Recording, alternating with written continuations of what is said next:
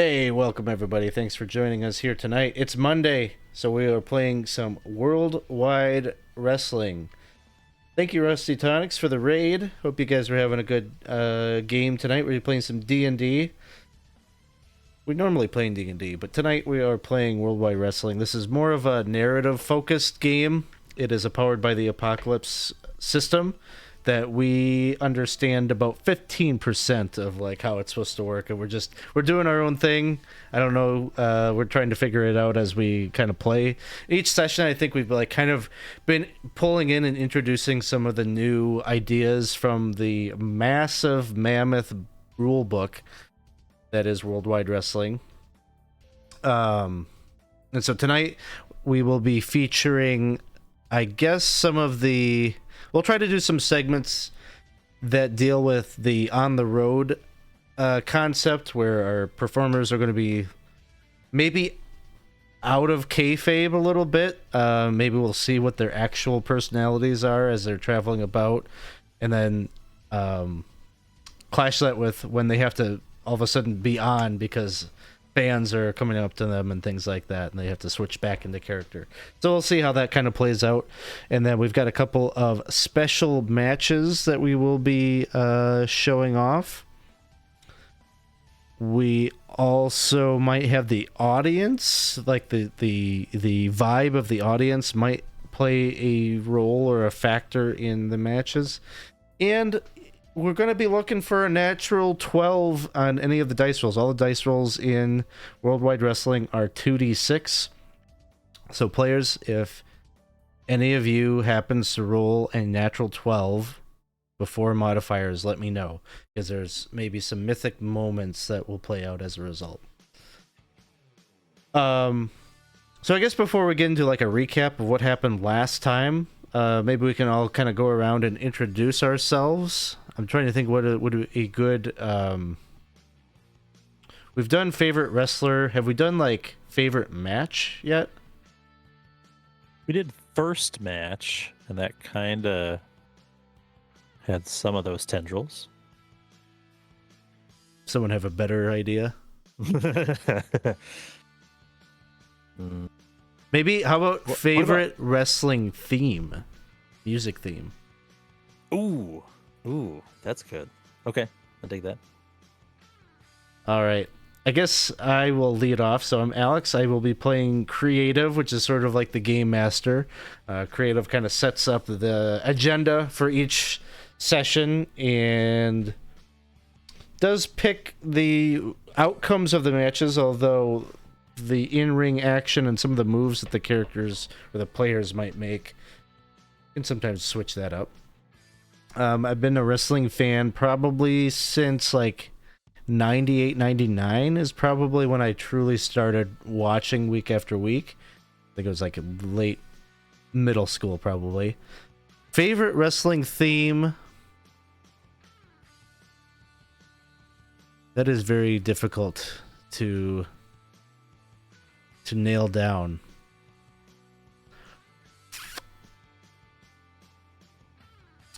Oh man, I don't know. There's so many good ones. I would say like I've always been a fan of like the Goldust theme.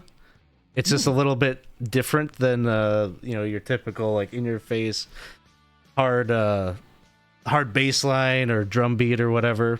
And then I really liked it when Cody Rhodes did the Stardust thing, and they did like a remix of his song to be kind of like a blend of those themes. It's just a very whimsical kind of theme. So that's my pick. Why don't we go next over to you, Joe? All right, so I'm playing Zach Grimes. He's a hardcore character. He likes to make himself and other people bleed. Doesn't really have any other skills, and often will try and go above and beyond and then just screw it all up. But he wants to funnel that energy into something bigger, and started to get a foothold in that last time, and is trying to build momentum now as the number one contender for the championship. So I would say the de facto kind of like expected if you know me is the Stone Cold theme. Like that is the glass breaking just like every time gets me hyped. But I would say the not like basic definitive answer would probably be the older Seth Rollins theme, like right after the Shield, before the new like remix on it. The double bass pedal on it, I thought was really a driving, nice wrestling theme, I guess. And the pyro was great. Awesome. Let's go over next to Isaac. Hello. I'm playing Pikeman Frugal Dougal. He is his persona is a wrestler a pikeman from London, England, that was magically teleported to our time, circa 19 or 1590s. But yeah, he's kind of a bit of a face. He's about like honor and respect, but he's a veteran kind of guy. Backstage, he's kind of trying to help out, keep everyone kind of going and keep everyone popular. As far as my favorite theme right now, currently, I would say the theme when I hear gets me like super excited. I want to say, I mean, I like Darby Allin's theme. That one's pretty good, just because it's funny. Because all you do is sing Darby Allin, to the entire thing, right?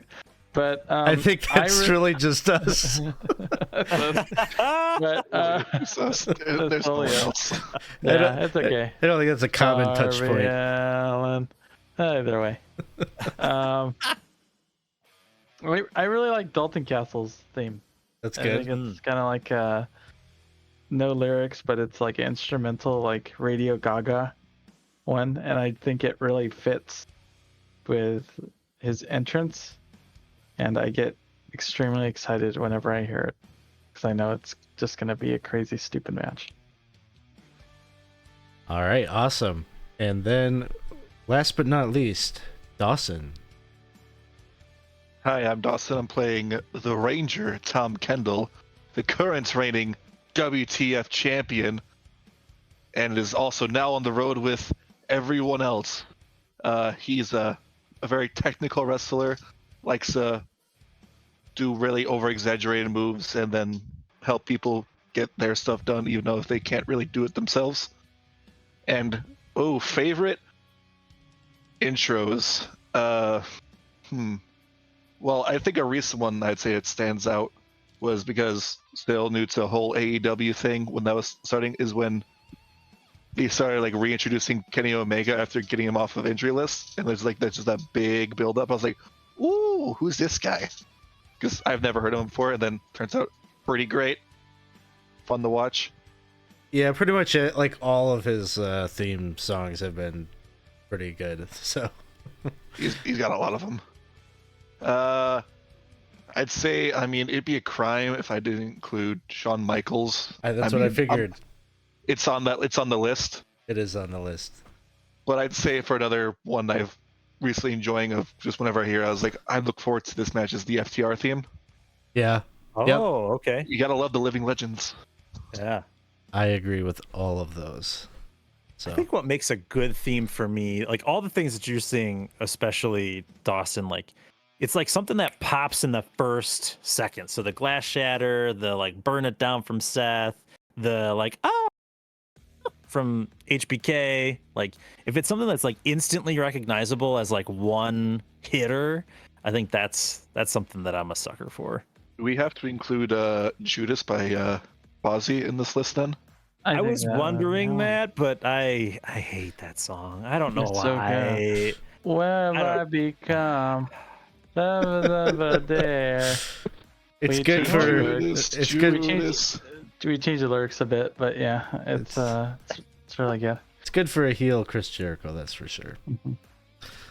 All right, so where we are picking up, so if this is your first time joining us, they are all basically controlling the fates of their wrestlers that they've come up with, that they've just introduced, and they all wrestle under the for the promotion, Wrestle to the Future Promotions, WTF Promotions, and which has typically up until now been a relatively local wrestling promotion based out of Madison, Wisconsin, funded through arts and fine arts grants at the University of Wisconsin, and has been sort of the brain child of Nikki Notion, who's a sort of social media influencer entrepreneur. Pretty much this promotion has gotten a lot of its traction just by streaming their shows on Twitch, although they do have a bit of a local following as well. But these three were some pretty like new call-ups that Nikki Notion brought in to the promotion, and at the end of last episode, we realized that we tiered up, and so the promotion had grown. So in kayfabe, there are two wrestlers called the Graduates who had gotten on the board that oversees the Alliant Energy Center, which was the promotion's home arena, and had canceled their contract to use the building. But that was just a storyline reason to explain away that they were starting to tour, and actually the numbers for the promotion are doing quite well. And so this was just spun into a story. Right now, currently, some of the active storylines that we have going.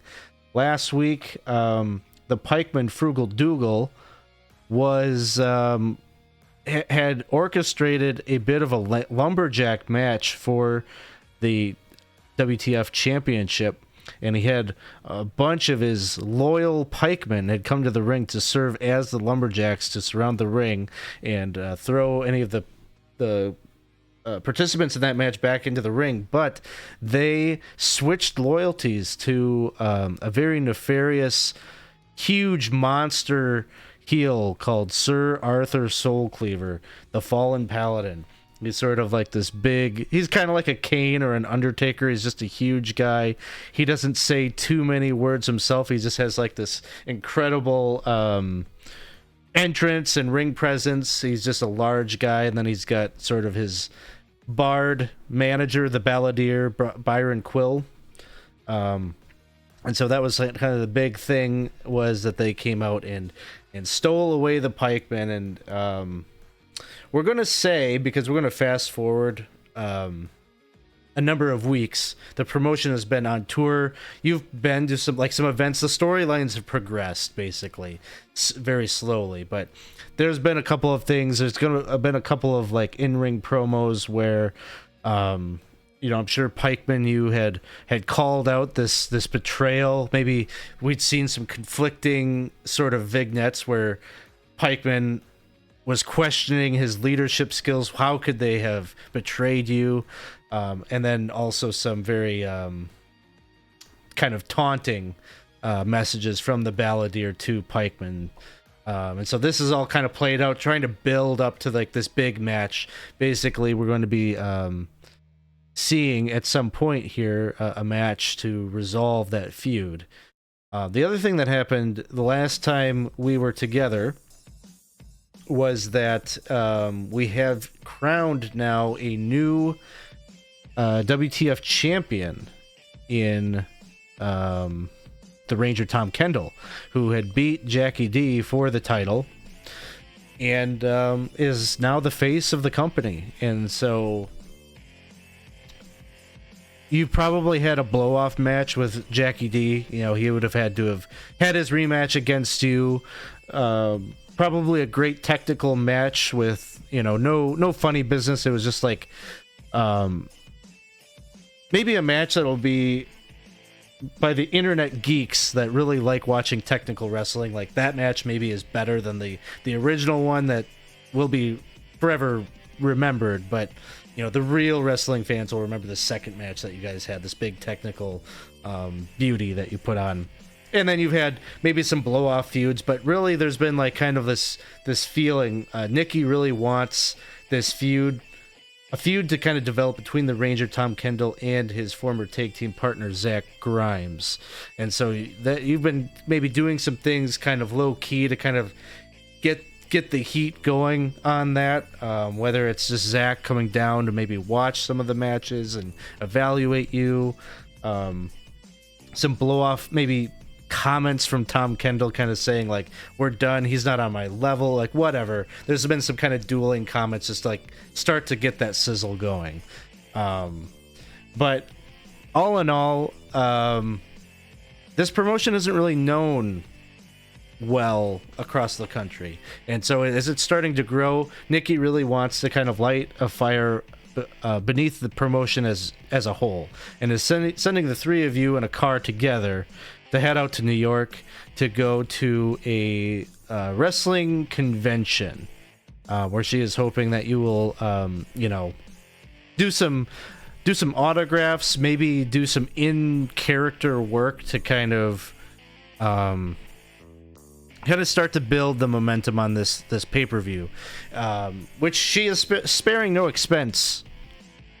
She's hired more people, so Donald Kovitz is not going to have to be a one-man show anymore. He's actually got an announce desk now, like where he has a cushy chair and a headset. He doesn't have to operate the camera while he's doing commentary. There's like a second ref that they hired. They've got an actual ring crew to like set. They're not making the wrestlers do the setup of the ring anymore. So like some of that stuff is all happening. But she's putting all the eggs are in the basket of this big event that you guys are promoting, which is going to take place. She booked the old ECW arena in Philadelphia to kind of kick off like the launch of the promotion is this event.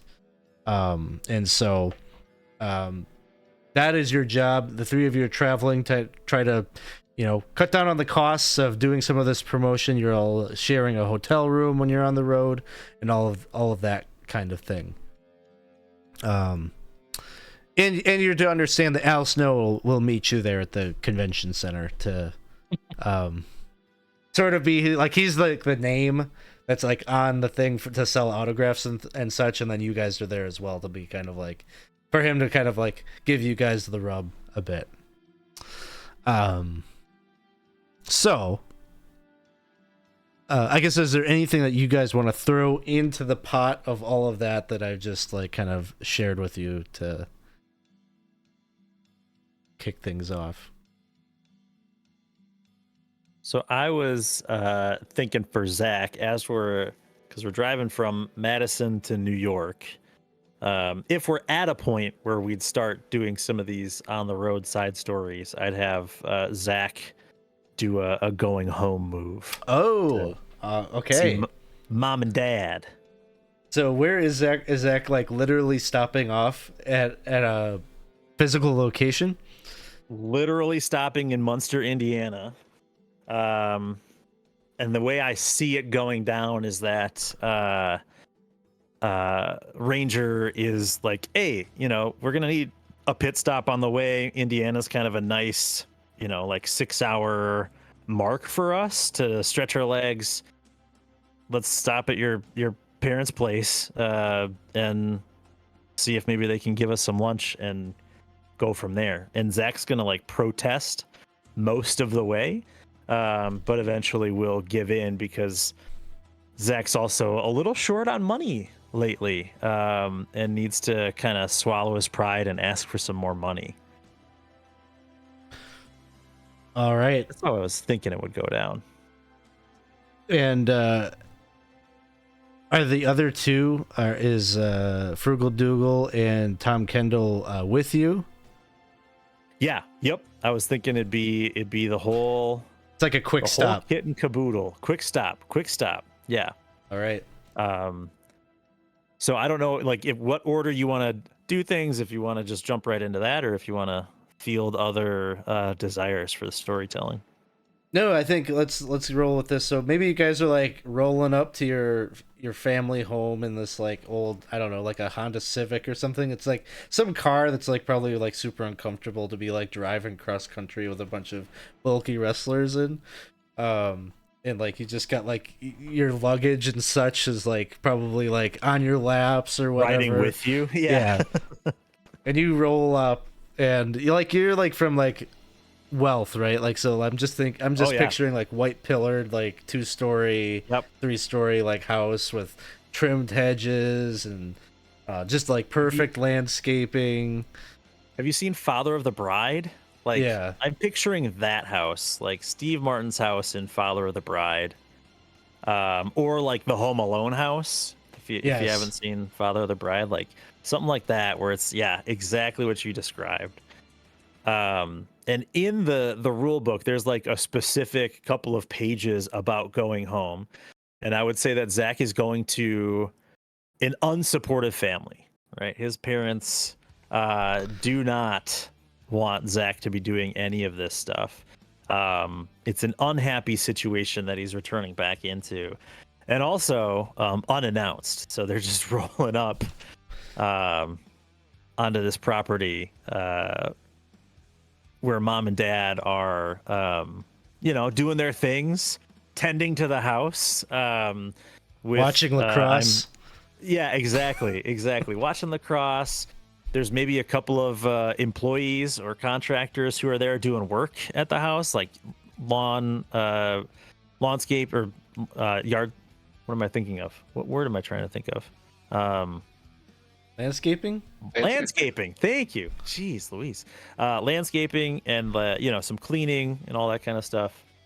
So when they roll up, like everybody kind of like looks out the windows and is seeing this beat up car that they wouldn't have expected, and they all know like, oh no, Zach's home.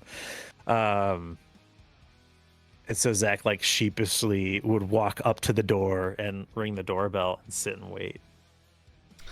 And I don't know if you want to play out something, Alex, or if you just want me to go through like the move that I would make for returning home. We will Steve Martin looking guy comes to the door in his turtleneck, and like these aren't uncultured people, so he's going to give you like the stink eye as you roll up, and lots of like very passive aggressive comments about you really should have called. They've got plans later that evening, but on your budget, you're probably starving. So we had to have like the cook, make you something to eat. And oh, good, you brought your friends, your coworkers. Well, I suppose they're probably hungry too. So take your shoes off. A lot of little comments about how you should behave in their house. But they will invite all of you in, and you will have a very uncomfortable time at the dinner table, maybe. Yeah. And I think within this move, Zach is going to accept the status quo. So basically, like, Zach's not going to push for trying to, like, reconcile with parents. Zach's just kind of like going through the motions to not ruffle feathers, and just try and get some sort of financial assistance deposited into his account, and then some food and a bathroom break, and just getting out of there as quickly as possible. So I think probably a real check, huh? Or does it say? It would be, so when I accept the status quo, I describe what it looks like, how quickly we get back to work. But I don't make a check right now. Instead, on my next roll, whether it's on the road or the next episode, whatever I get, it counts as one tier less. And if it just so happens that I get a botch on that roll, something happens at home while I'm away, that's as sad as it is inevitable. Oh. Yeah.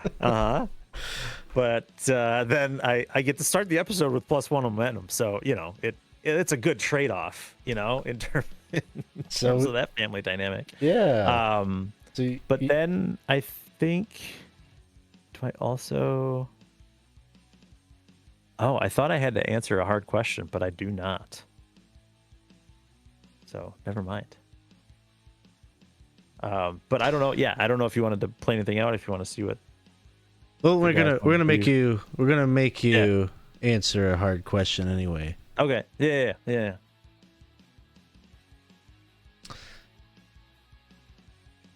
And your dad's gonna ask you what? Okay. Clearly, I can tell like things aren't going well. I saw that car that he'll probably use the word import in a derogatory way. That import that you're driving around. Money's got to be tight. This is just not a sustainable future for you. What will it take to make you quit? You say it's not sustainable, Dad, but I mean we're going to New York. We got a show booked in Philadelphia. We're getting more audience than ever. We've got a good role here. I am competing for the title. There's a lot of good momentum here that I've never had before. And I mean, this guy's been with me for years. We've never had this kind of juice before. It's now or never is what it is. And I feel like it's more now than it ever has been. So Dad, it's going to be fine. We've got this. I know you're looking out for me, but what I just need from you right now is your support. And I've never had that before. I know it's going to be hard for you to support me in this, but that's all I need. I just need your support. And if you don't have it, then that's fine. But if I get it, I feel like that's just going to help even more. You use the word juice. Is that Yeah. what it's come to? Is that what you're doing with your You friends? want to look at my ass right now, Dad? No, I'm not juicing. Look at me. Am I anywhere cut?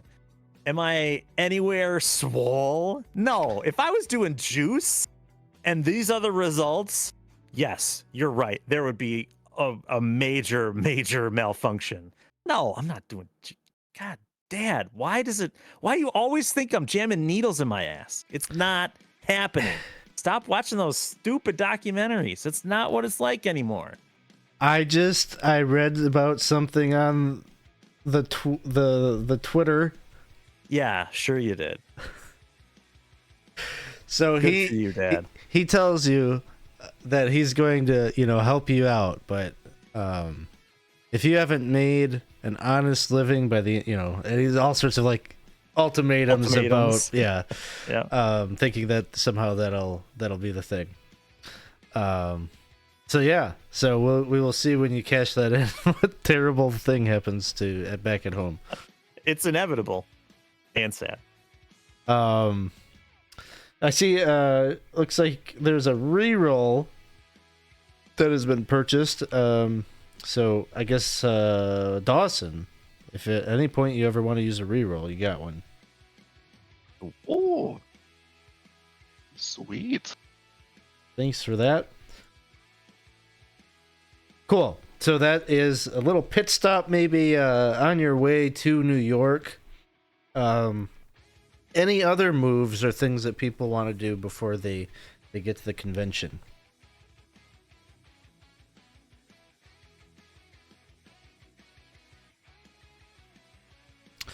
All right.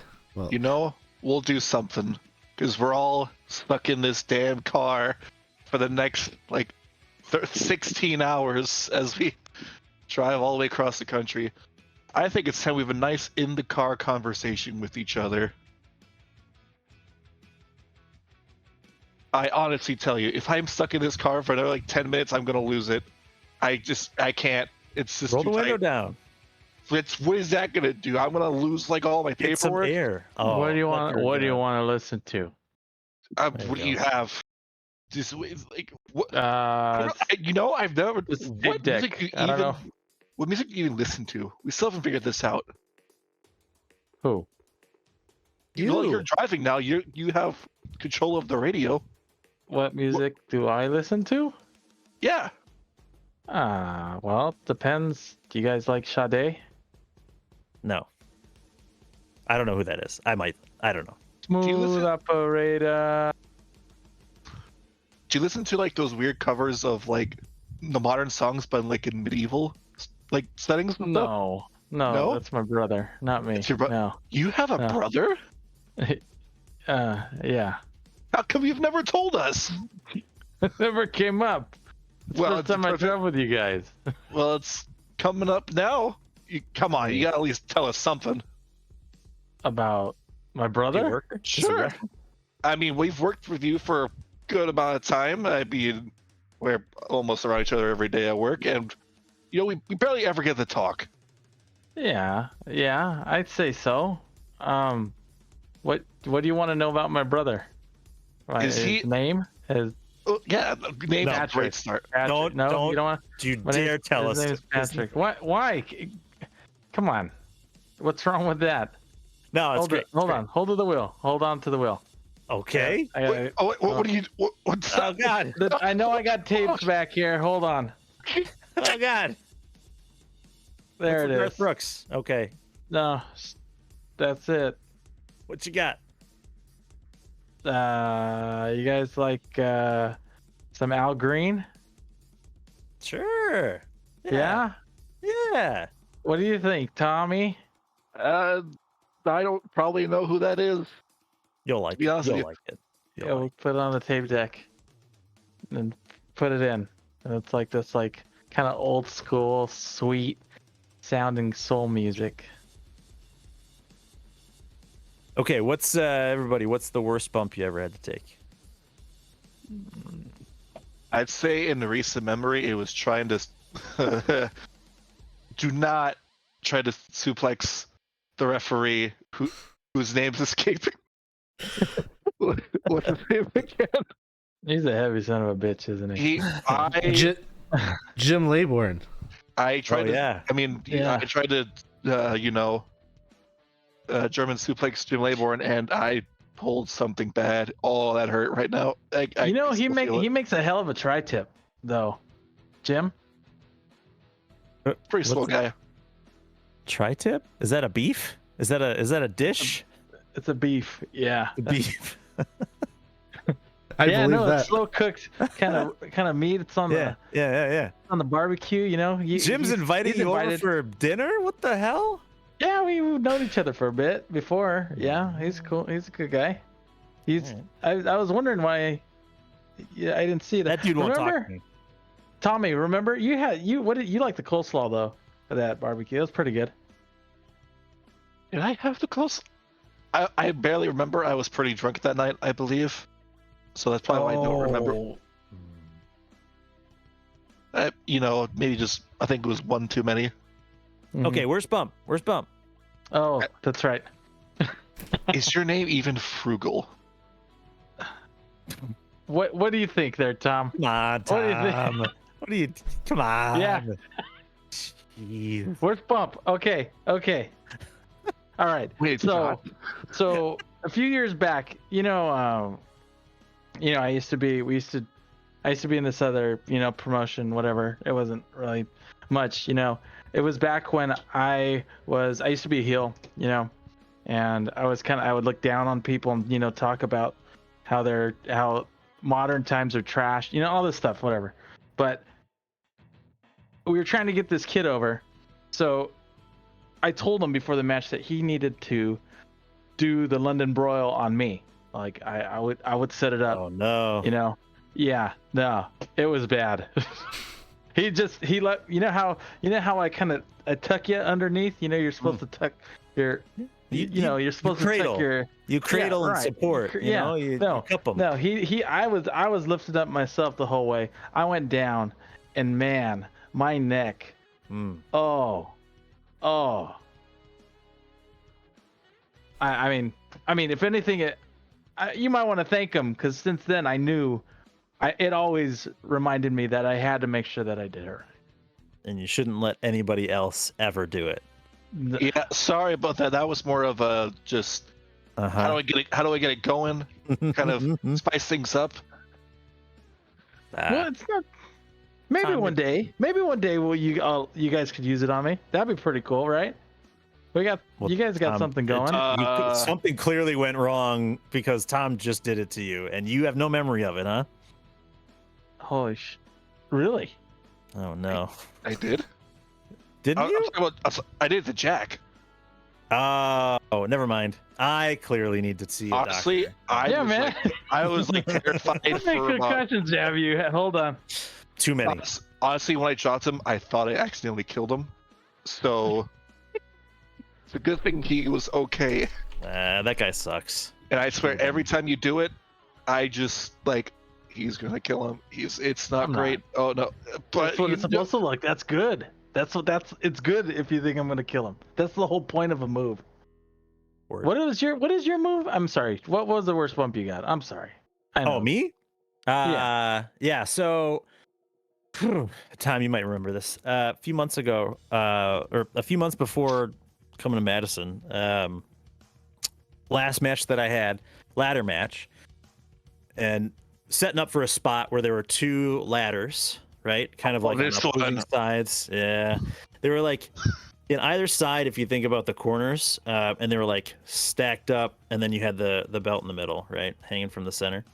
And the move was to jump and catch the dude with a Hurricane Rana midair. So like, dude would be flipping over, and I'd be kind of like flipping back, and we kind of did it, but I over launched and like essentially did a backflip with my head going right into the ladder, and like it caught my head in the back of one rung and then my chest in the front of the other one, and then the ladder like tipped and I hit the ropes, so my neck like snapped back, forward, and to the side all at once, and I had some separation, I had some bruising, I had a herniated disc. It was gnarly.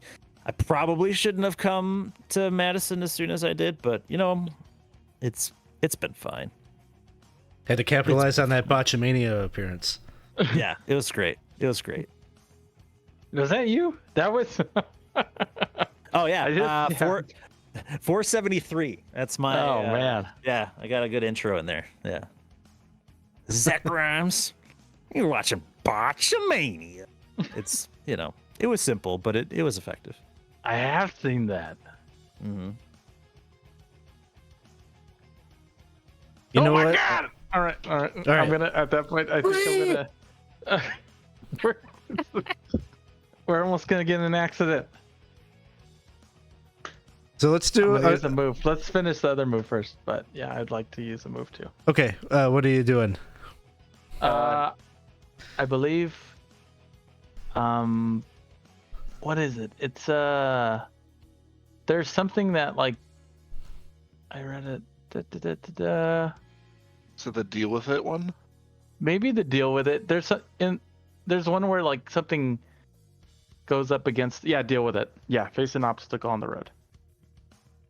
But I don't know, whatever you want us to resolve first, I just wanted to add that into it. Did we all do the in the car move? Like, are we all rolling on that, or is that a so I was trying thing? Yeah, so why don't we have each of you do like a move pertinent to the scene that you guys just did? So where I was going was once you said, I don't know. Yeah, maybe you're on Botchamania. If you wanted to do like the social media one. Okay, sure. Which is a reel, roll plus reel.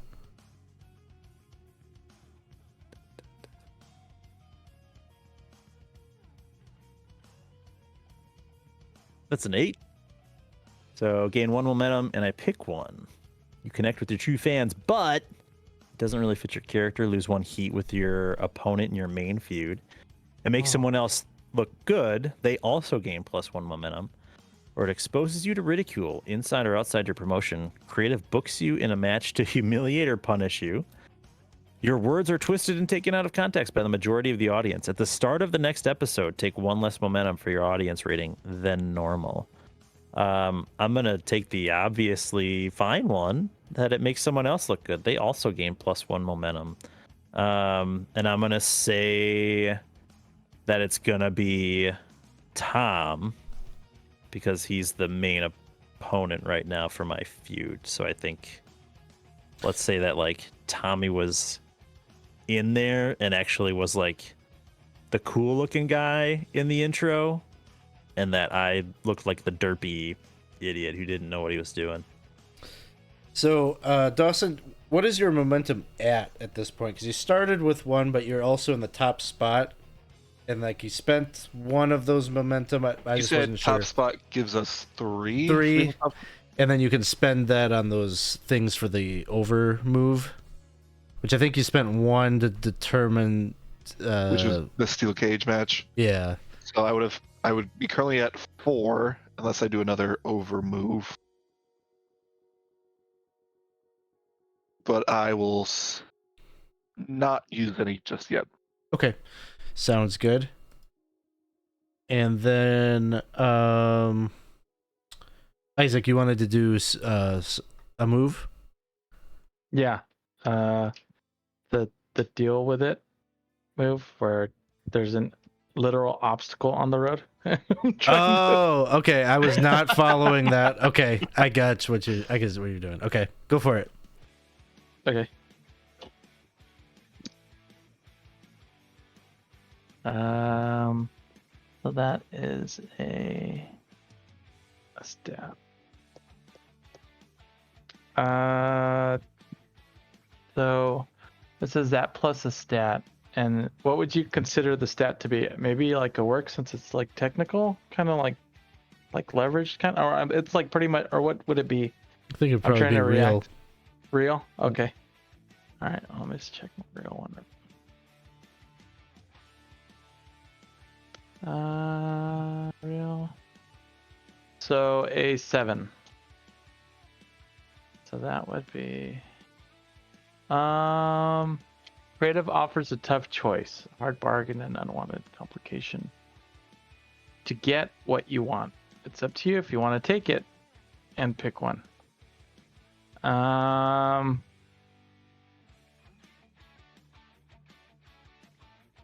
gonna say that. I'm gonna say I'm not gonna take that. I don't know. I guess I was able to get out of the way, but nothing really happened from it at that point. Sounds good.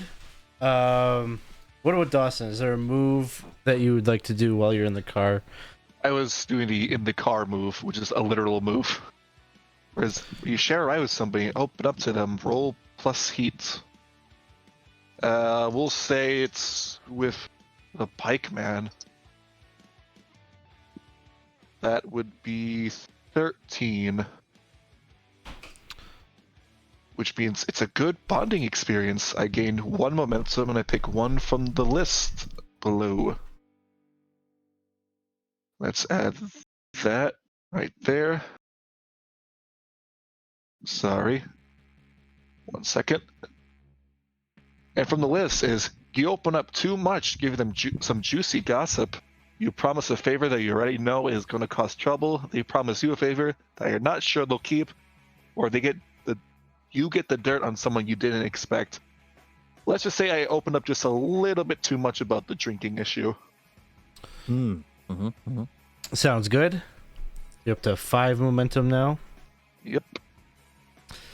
And Pikeman was kind of opening up a bit about their past experiences on the road. Do you want to do that same one as well? Yeah, might as well. So a 9. In the car, open up. They decided.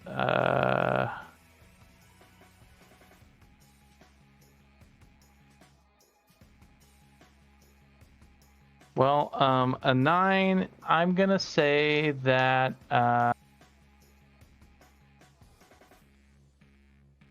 Yeah, I'm gonna say that I'm promising the guys that Um,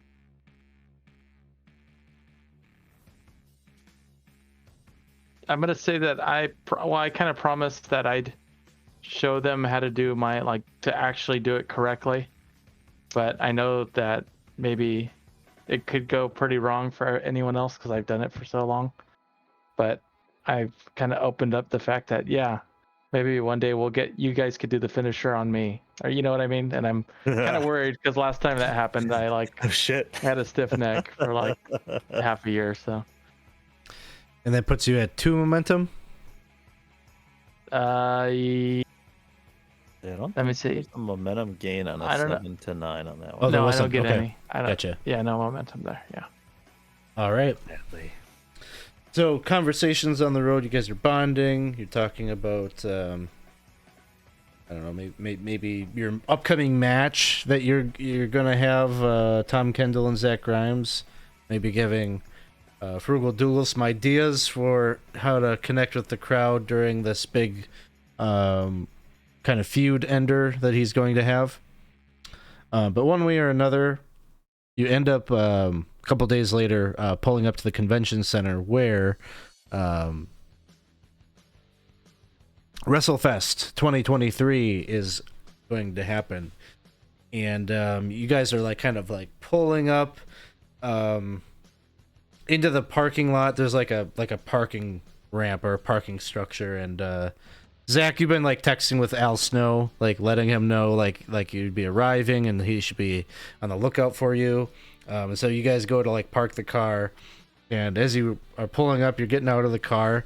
There's a couple of kids, maybe 12, 13 years old, and they're all pointing at Frugal Dougal. They're like, "Hey, look, Frugal Dougal's driving a car." And then out of nowhere, Al Snow is just handing out $10, and he's like, "Beat it, kids. He didn't see anything. Hey guys, can I help you carry your bags?" Look at you, Zach. You're looking good. Here, let me get that. Thanks. Okay. Hey, sorry about that last time. Yeah. You just kind of left. I didn't think know that where was you gonna went. work. I didn't think that was gonna work, but you pulled it off. It was. I mean, it went okay. Maybe the rap album was a little bit of an overstretch, but nobody's ever heard me. I've never heard me. Maybe I'm great. Who Hey, knows? in this business, you got to take risks. You took a big That's risk. right. I took a risk. That's what I hear. Well, I hedged my risk With with the money. walking out on you. Oh, I see. Okay, yes, sure. But now I'm back, and Yep. we can be back to. I love we'll it. do business together. It's fine. That sounds good. Thanks, Al. Yeah, we're gonna be doing some autograph signings here. $20 Okay. a pop. I mean, this is good money. Wow, they're gonna pay me $20 to sign something? They're gonna pay me $20. Oh. Usually mannequins. A lot of mannequin heads. You Oh, really sure. think about that. This whole thumbtack thing. You can't really merchandise thumbtacks. That's true. What about a bulletin board? Could I carry around a cork board and then Okay. I could have pre-signed sheets of paper that I could tack onto everybody's cork board that they bring. Who am I to criticize? I got Pillow cases? the mannequin thing to work. Ooh, yeah, cork board. pillowcases with tacks in them. That's true. That's true. Yeah, we'll workshop it. We're spitballing here. Spitballs. Hard to sign. Spitballs. Never mind. Yeah. Well, Pikeman, he's got a good thing going. Sign a pike, little miniature pike, Yeah. sell those. Like little mini baseball $30. bats. Yes. Get a Louisville deal. Yeah. Didn't think about that. That would be pretty cool. How you doing, Maybe champ? get some merchandise. Doing well. It's been I hate car so much. Where's the belt? You gotta get the belt out. You gotta be wearing that thing all the time. That's right. I gotta check. I think it's in the trunk. 1 second. Or I'll pop it. It's stuck. Should we be together? It's stuck? The trunk's stuck. This happens all the time. Here, just Just it's stuck. Pop it again. Once more. give it a kick. There you go. Yeah, we probably shouldn't be together, huh? Because you two are in a feud. That's no good. We'll walk this way. You guys walk that way. Bye, guys. I gotta tie my shoe, and then like he just ducks behind the car. Sounds good. So You got it. So you guys disperse. So like Al Snow is like gonna direct Zach Grimes. Like the two of you are gonna do like an autograph signing. It kind of seems like. Al Snow didn't really give Frugal Dougal or Tom Kendall much direction as to like what you should be doing at the convention, but you know, you're getting here and like badge pickup and all that kind of stuff has already happened, and so like there's tons of like as you like will get into the convention center, like people are already walking about. They've got their merch, their replica belts, they've got the crazy fans, you know, that have like a million things that they want wrestlers to sign. They're carrying all their shit around with them. You can probably see, you know, a lot of like old timers like Al Snow are probably, you know, just casually bumping into them in the halls of this convention center. So I guess I'll kind of leave it to the two of you, Dawson and Isaac. What do you think your characters would be doing at this convention during this time? I think for the majority of it, I'd probably set up my little area, like our little booth spot, and he would have printed out a bunch of like wanted posters with his like picture on it, wanted dead or alive kind of deal. That's where he would be signing those off. Okay. And how about Frugal Dougal? Frugal Dougal would I think he might also have like a kind of a space. Maybe he'd make it kind of look a little bit like older, maybe like a wooden table, you know, kind of right there. And maybe he would have brought like his hat, like more of the same kind of hats that he wears, pretty much all the stuff that he wears. And he would have like a sign that says like open recruitment, like for pikemen and stuff like that. You'd kind of have that kind of set up somewhere. Sounds good. Let's see.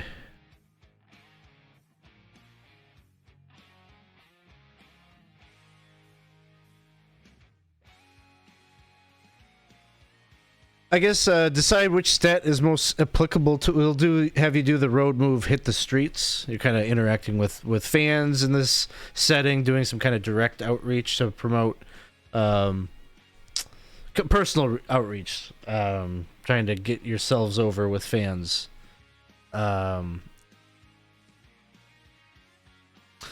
Probably Frugal Dougals is probably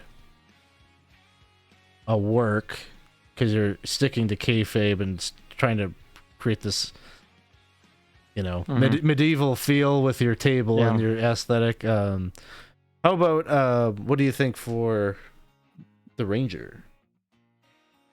I still think it's very similar to his gimmick that he's trying to keep up, and it unfortunately, even though it's his worst stat, it probably would have to be the look. Because he's trying to put his face out there, get more well known. Let's start with you. Let's do the look roll. We got what, 5 momentum to spend here? Yeah. Let's see. We're gonna need it because that's a 5. You've also got your reroll. I guess you could use your reroll if you want. I'm gonna save that for the main event. I will spend 2 momentum to just get that to just passing. So I'm at 3. All right. So you get some interest, but it's only because you lie or exaggerate about something you know isn't going to happen.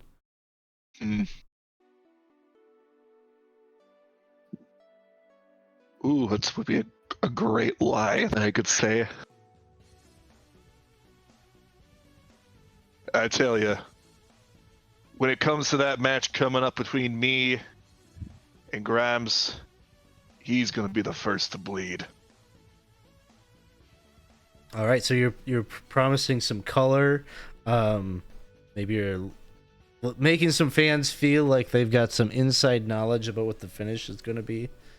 Does anybody remember Mets fans from Reddit? Gonna create the next Mets fans. Some guy on the internet that's I got the hookup and is leaking all the finishes to all the matches. Oh. Do you remember? Do you remember him? Okay. Yeah, I didn't remember the username, but yes. Okay. Yep. And everyone's like trying to figure out where the information is coming from. Who's the leak? Okay, so you get 1 momentum. If the thing that you lied about does happen, gain an extra momentum then as well. Okie dokie. All right, and then Frugal Dougal, you're going to do a work. Yep, here we go. Something good. An 11. So you pull in fans to see you at the next event, gain +1 momentum. The next time that you work the audience, count a 7 to 9 as a 10 as they pop to finally see you live. Right. So I'm like, I got a good group. I've even set up like miniature little pikes, and we're like marching around the entire like convention, and I got a whole bunch of people following me as we're kind of just doing cheers and whatnot, and kind of making a big ruckus that brings more people to the booth. Awesome. Yeah, so you're getting a lot of questions from the fans about are you going to win back the loyalty of the pikemen? There's one fan that's like there was one of a lot of these pikemen that you brought in have spun off and become characters now at this point, right? Like they're kind of becoming Sir Arthur Soulblade's or Soul Cleaver's faction, and so they're developing little mini stories with them. But there was one guy who was questioning the motives of Soul Cleaver and was maybe showing some signs of loyalty to the pikemen, and then they beat him up. The faction kind of took his pike and broke it. They took off his helmet, and they were just beating the crap out of this guy who kind of stood up for you. You went to try to get down to the ring, but they blocked you from making this happen. So fans are asking you are you gonna let that stand, or you're gonna beat him, right? You're gonna let him have it. You're not gonna let that stand, will you? Your honor is at stake. Forsooth. Look at me, good people. Do you think I would let that stand? For I am here. I am here today to recruit. We need to fight an army versus an army, and you being there will give us the momentum to succeed. Yes, I will fight for their honor and anyone that stands for goodness and respect and justice. For that you have my word, forsooth. People are wrapping the bottoms of their pikes on the ground, and they hold them out high. Forsooth! And then over at the, over in your area that's been cordoned off for the WTF promotions, is not a big area, but Al Snow up at the booth having some small talk with Zach Grimes, and he's signing, lots of people just bringing up mannequin heads, and he's signing their foreheads or whatnot.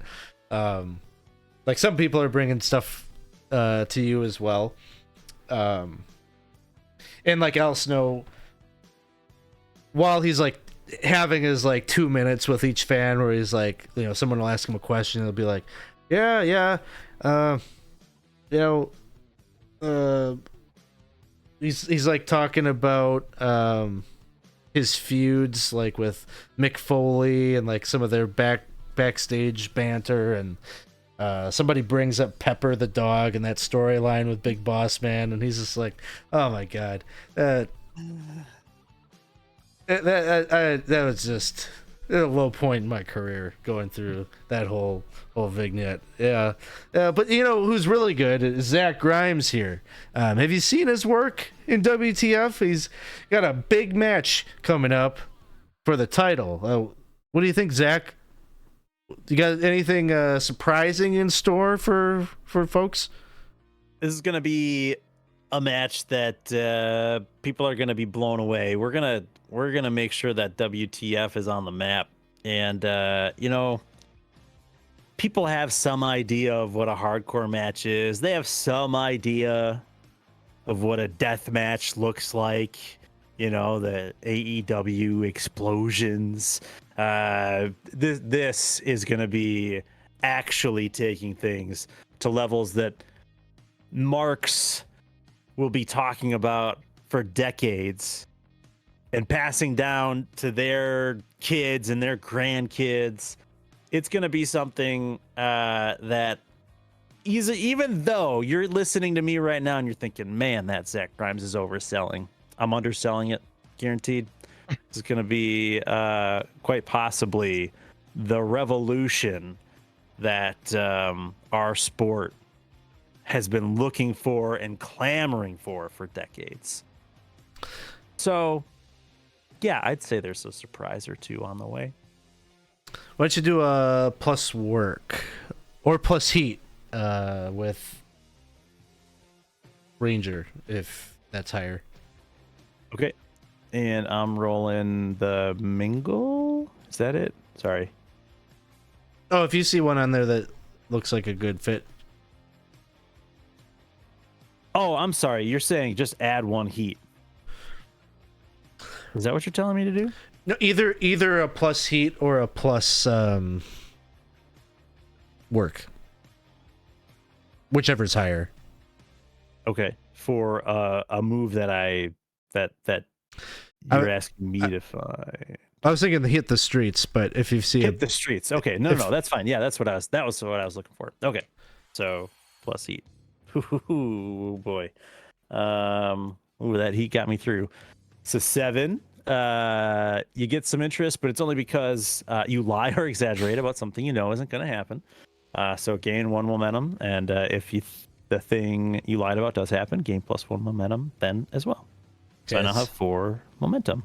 Interesting. You both lied about something that might happen. Something you haven't planned together. What was yours? My lie? That it's gonna be the revolutionary match that puts it above a death match when Zach has no idea what they're even gonna open with. Yeah. All right. Doesn't even know if they're gonna they're in a cage. Like how is it gonna get anything to cause the mayhem that he's used to? All right. So there's a lot of hype around this match, especially given that it's going to be in the ECW arena. There's going to be a high expectation for all these things that you were saying and more now.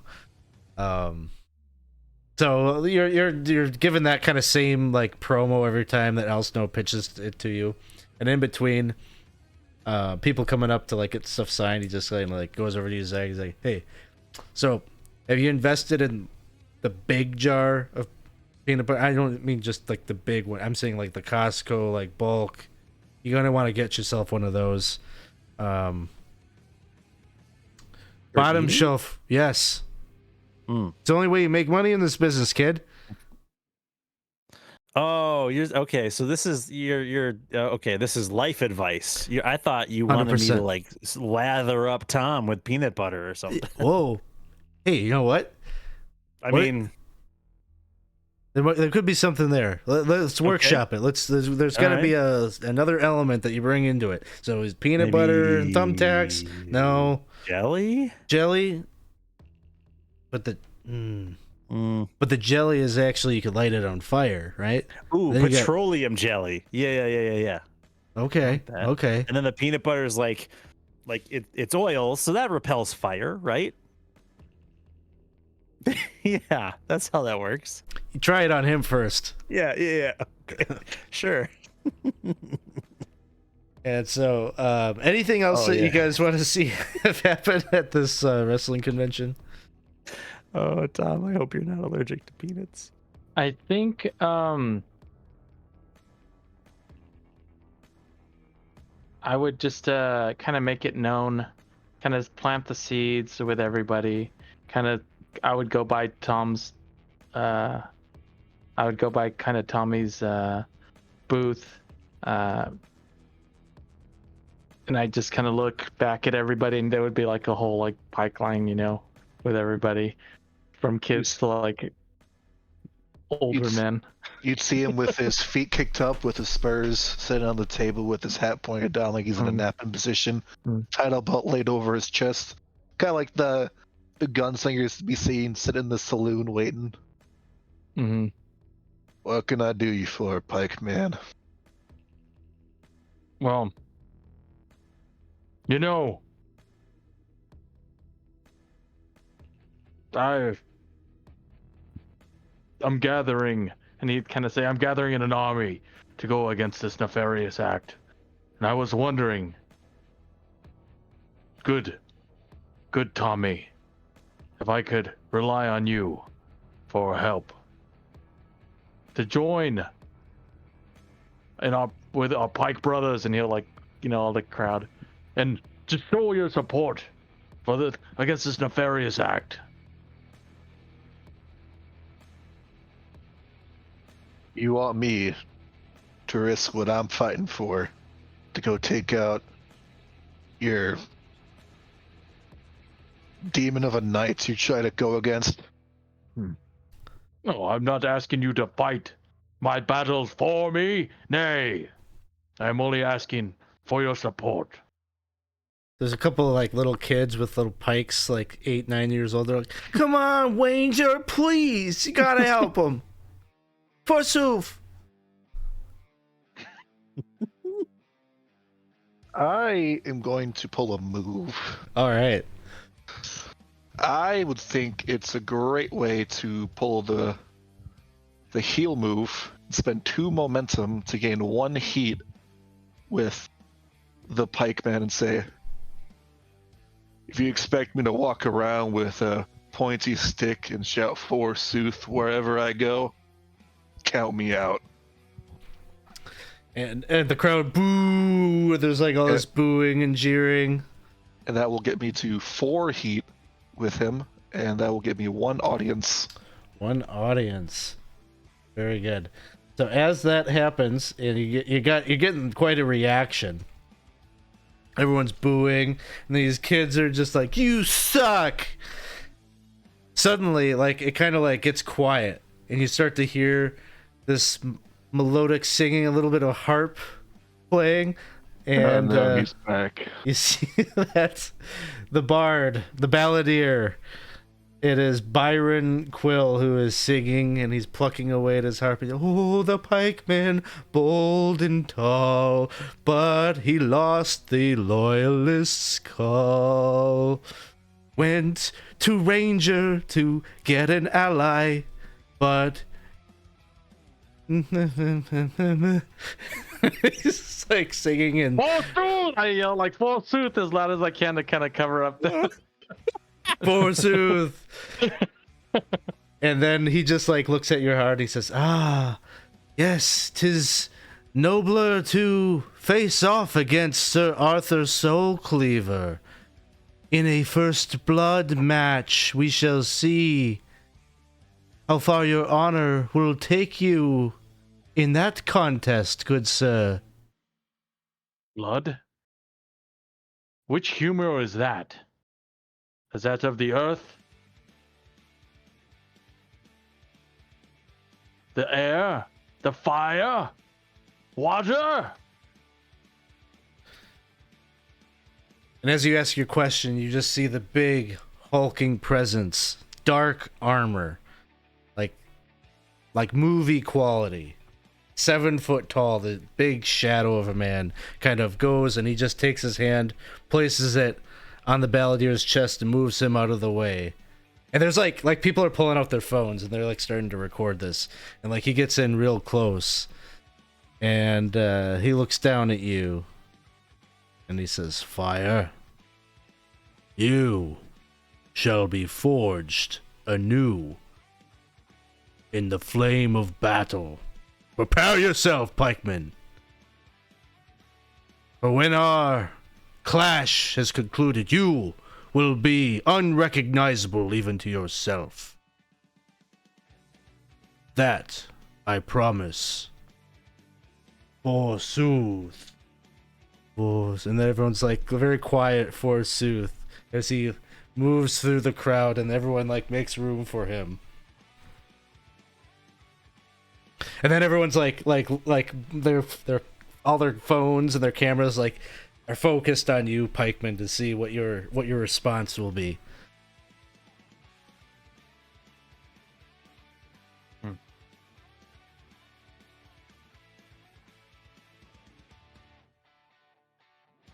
Fear. Is that what he expects me to feel? Fear? I have the power of my friends, my pikemen behind me. We are one unit. And if we all stand together strong, that bully of a man, that bully of a thing, will never stand against the common man like us. Forsooth! Al Snow's like elbowing Zach. He's like, hey, not bad. Have you guys been talking like promo tips? You could probably learn a thing or two from him. What? Forsooth? I don't know, it's getting a reaction. Pete, What's your catchphrase? You got a catchphrase? Ouch, I think is probably the thing I say the most often. Ouch. Owie. Help. Die. Those are most of them. Okay. Yeah, maybe we could like combine some of those elements. Give me something. Yeah. Well, what? Uh-huh. How did the head thing? I mean, give me something. Those what are different times. Those are different times. I mean, head, it kind of had like a double. I don't know if you know this. What? It's a little bit sexual meaning. Huh? Really? Yeah. Oh. People I always love. thought it was like a Hydra joke. No. It was pretty much what you think. Just the sex thing, huh? Okay. Yeah. I thought, well, okay.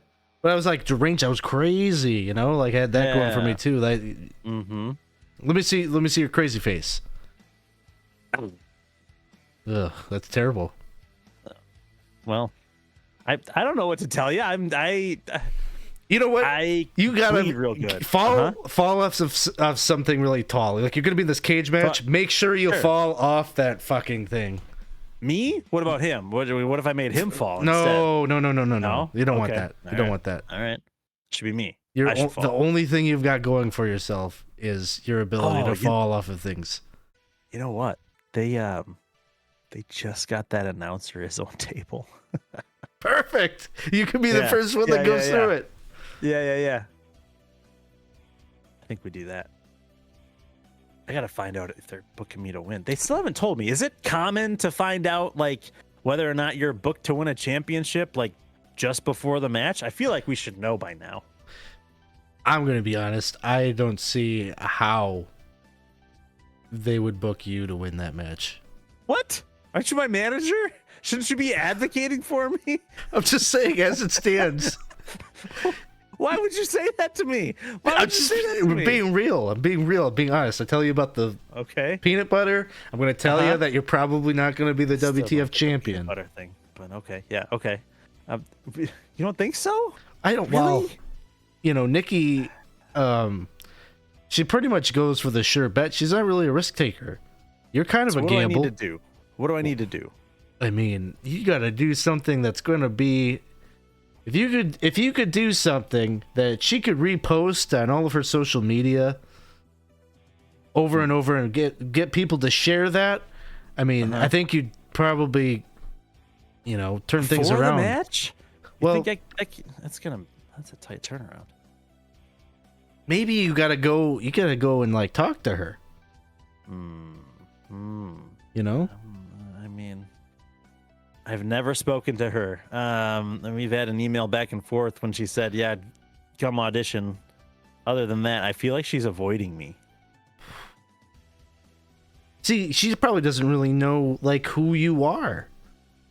I mean, you Okay. probably have a lot more in common with her than you think, but she sees you. She sees you're disgusting. You know, you look like you probably sleep in a dumpster. I've slept in my share of dumpsters. I'm not judging that. Yeah. I'm just saying that the manager types, they don't like dealing with us. So you gotta. So maybe you go in there and you like share some stories of how you both grew up rich. That could go a long way. Wait, how'd you know I grew up rich? Your dad called me. What? That's why I'm here, kid. He offered me a lot of money to, I guess, like, keep you out of trouble or whatever. And I'm taking the money. But, you know, you do have some potential.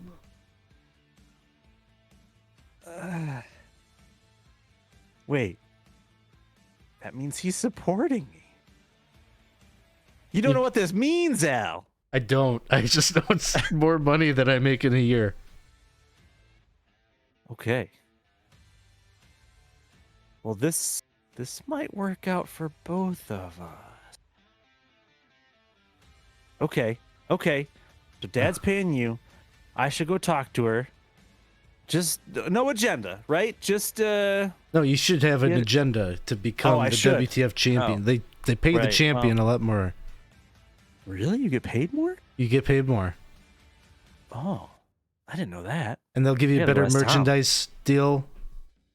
There's merchandise deals? Yeah, but you gotta come up with a goddamn slogan. You gotta give them something to put on the shirt. I'm not the creative guy. That's why I just bleed.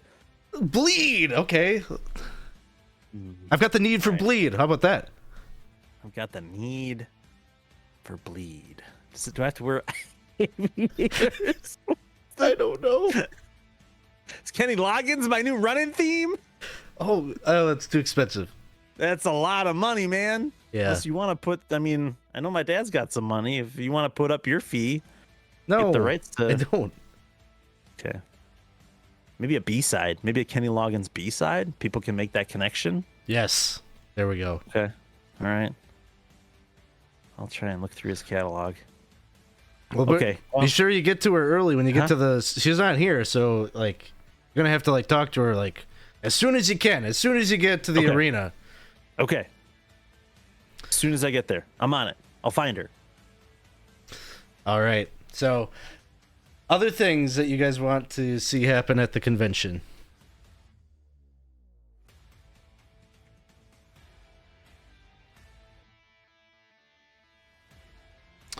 All right. It is 9:25, so we're probably like at like the midpoint. So I think we can like safely say like you probably make like one more stop tonight on your way to the arena for the big show. Like it's like the weekend. This is going to be like a maybe like a Sunday night show. So convention's on Friday. You'll start driving the next day, and then Sunday, you know, you'll arrive in time to like book into your hotel, get to the arena, and everything like that. So maybe when we pick up, we will see if there's anything that you all want to do once you get into Philadelphia, and then we will see the show pick up. So thanks everyone for hanging out. Hope you're having fun. We're just making up a wrestling show is what it is. So we'll be right back in like 5-10 minutes. Hey, welcome back, everybody. Thanks for hanging out with us here on 20 Sides of Every Story. Tonight we're playing Worldwide Wrestling. We did some on-the-road stuff. We saw the characters interact with fans and each other and try to hype up this big show that they have going on here tonight, where they will be competing and putting on a big show at the 2300 Arena, the former ECW. I don't know if it was like an Eagles ballroom or what it was exactly that they competed in, but it's that kind of feel, I think, that building, which I think they still book wrestling stuff. I think Impact uses it sometimes. Oh, really? Yeah, I think so. Wow.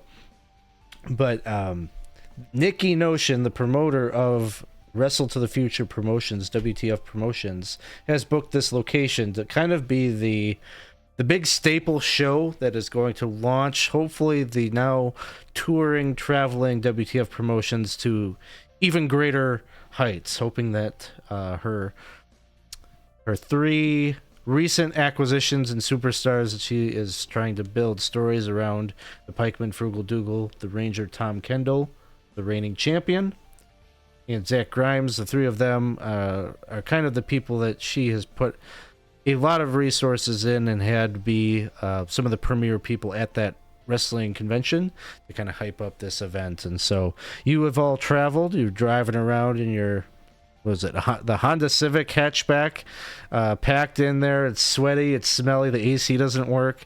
It's just god awful, and you can't wait. You can't wait to get out. Last night you stayed over at like a really kind of terrible motel that just smelled heavily of cigarette smoke in this like little rinky-dink town of like 2,000 people or less.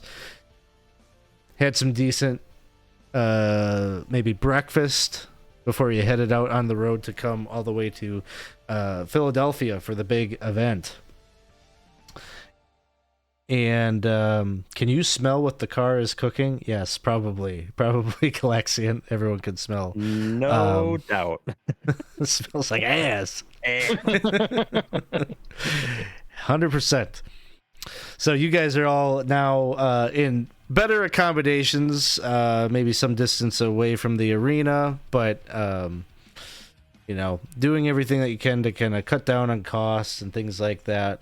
You get to the arena pretty early in the day. There's a lot of things, you got to go over the match with your opponent, kind of figure out what the finish is going to be, all those types of things. You got to just talk with the other wrestlers in catering and maybe help out a little bit with ring setup, all those little tasks that need to happen before the show goes on.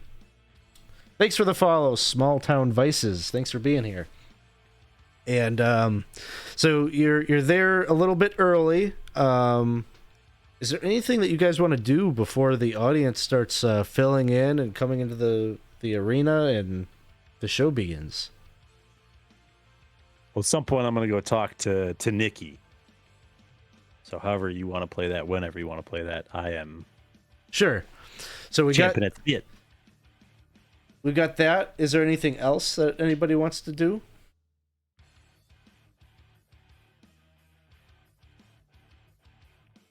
Otherwise, we can move right into that. So Nikki is like definitely like set up somewhere in the building with like kind of a little office.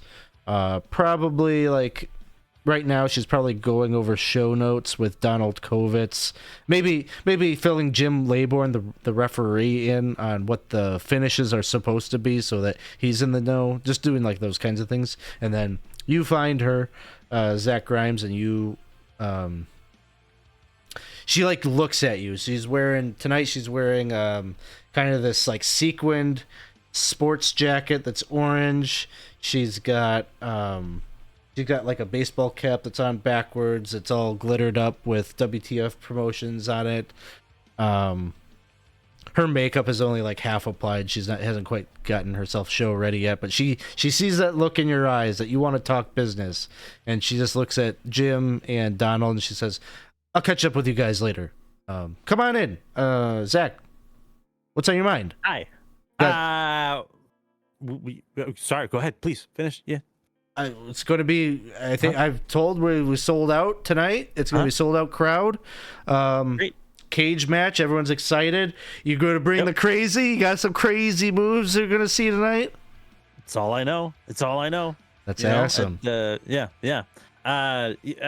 Speaking of crazy, wouldn't it be crazy if I went over tonight? I just think I've shown you that I'm the one that is willing to do anything to be able to give to you, to give to the company. Everybody else is like tiptoeing around in the ring, and I'm just going for it. I feel like you need a champion that's just going for it. So what do I need to do to go over tonight? When you say the words that you should go over tonight, she does like half a like spit take, and like, but she keeps it down. She's like, What do you need to? Okay, I just want to make sure that we're talking about the same things. You want to go over over the cage and into the table? I want to go over the crate. Ooh, man. I mean, you're kind of reading my mind. Yeah, I'd like to go through the table. I hear there's a new commentator table, and I think that should be how I win, right? Have Tom push me off the top of the cage, right? I hit the table, and therefore I have exited the cage and have won, while also having the spot of the night. I feel like I've earned it. I think this is the time. Okay. So you just like you win based on a technicality, is what you're saying. Well, I win because I'm the guy who's willing to do that to win. I win because I'm willing to do anything. Go ahead and make your roll. I have no heat with Nikki, correct? Oh no, it's plus audience. Oh yeah, okay. So you got +1, I think. +1, yeah. But you also have momentum. Like you could burn momentum. Oh yeah. Okay.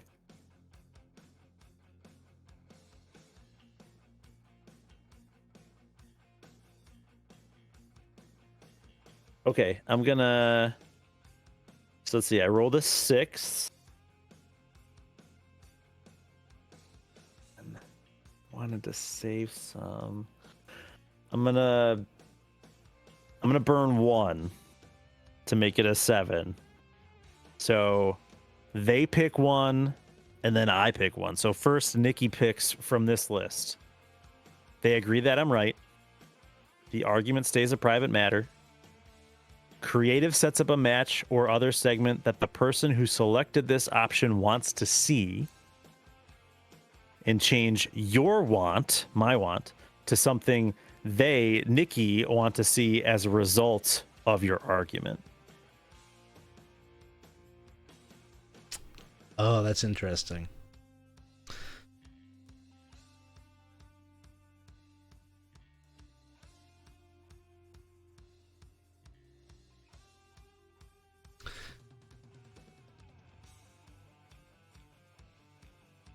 Okay. So, Zach, you're currently heel, right? Correct. And Tom Kendall is also a heel right now, right? Correct. Yes, right now. Okay. So, we'll say this. Her want for you, she wants you to become a babyface after this match. And the way that she doesn't want Tom Kendall to look weak after this match, but she's willing to allow you to win the belt if you can pull this off in a way that he looks strong and the crowd gets behind you as a result of this fall that you're going to take. Like you'll win the match, but you'll be flat out on your back. Like you're going to be taken out on a stretcher with like the belt around you, but like it's gonna be like a finish. She's like, this can't be the end of the story, is essentially what she's telling you. Like she's willing to make this swerve. Like she was all in on Tom Kendall, like he's the top guy in the company, and they worked really hard to get him to this point. But she's willing to allow you to have the belt if that's going to elevate this like feud, like take it to the next level, and have you like go back and forth with the belt. So basically her want from your list, which maybe is already, I don't know, but the adulation of the crowd is what she wants you to have. Okay. Then I'm going to pick that the argument stays a private matter, because I don't want Tom to know that I was coming in to petition for this, knowing that Tom has been in the business a lot longer than me and just got the belt. Yeah, so there's that element of the real life story there as well. Yep. Awesome. Okay, so then you shake hands on it, and she says, "It is so. I'll fill everybody in that needs to know." Just to be clear, Nikki, Tom gets none of this. Tom cannot know that I came in to talk to you about this. I'll have no problem. I understand. I've been in the business a long time. All right. Jim That's will slip you guys the finish like in the final moments of this match. Okay. All right. Well, yeah. Thanks. You won't be disappointed. This is great. There's a big risk I'm taking. Like, don't blow this. And like, I saw, everybody's seen the thing with you stuck in the ladder. What thing? Oh, the ladder thing? This one. She pulls up her phone. This one. Yeah. She pulls up Botchamania. I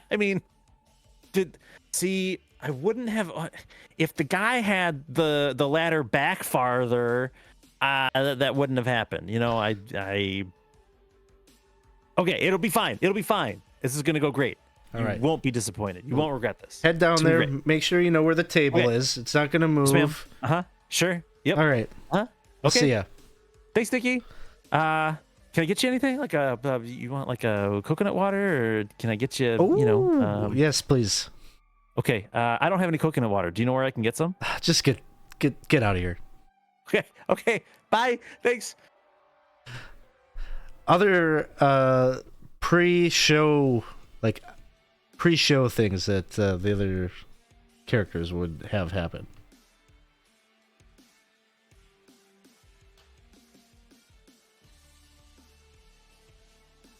If not, the crowd begins to file in. It is, as Nikki said, sold out. There are people down on the ground seats, people up in the balcony. There's like a balcony that surrounds the ring. They're gonna have to build the cage like right before the main event. But basically, it's going to be a little precarious there because of the balcony.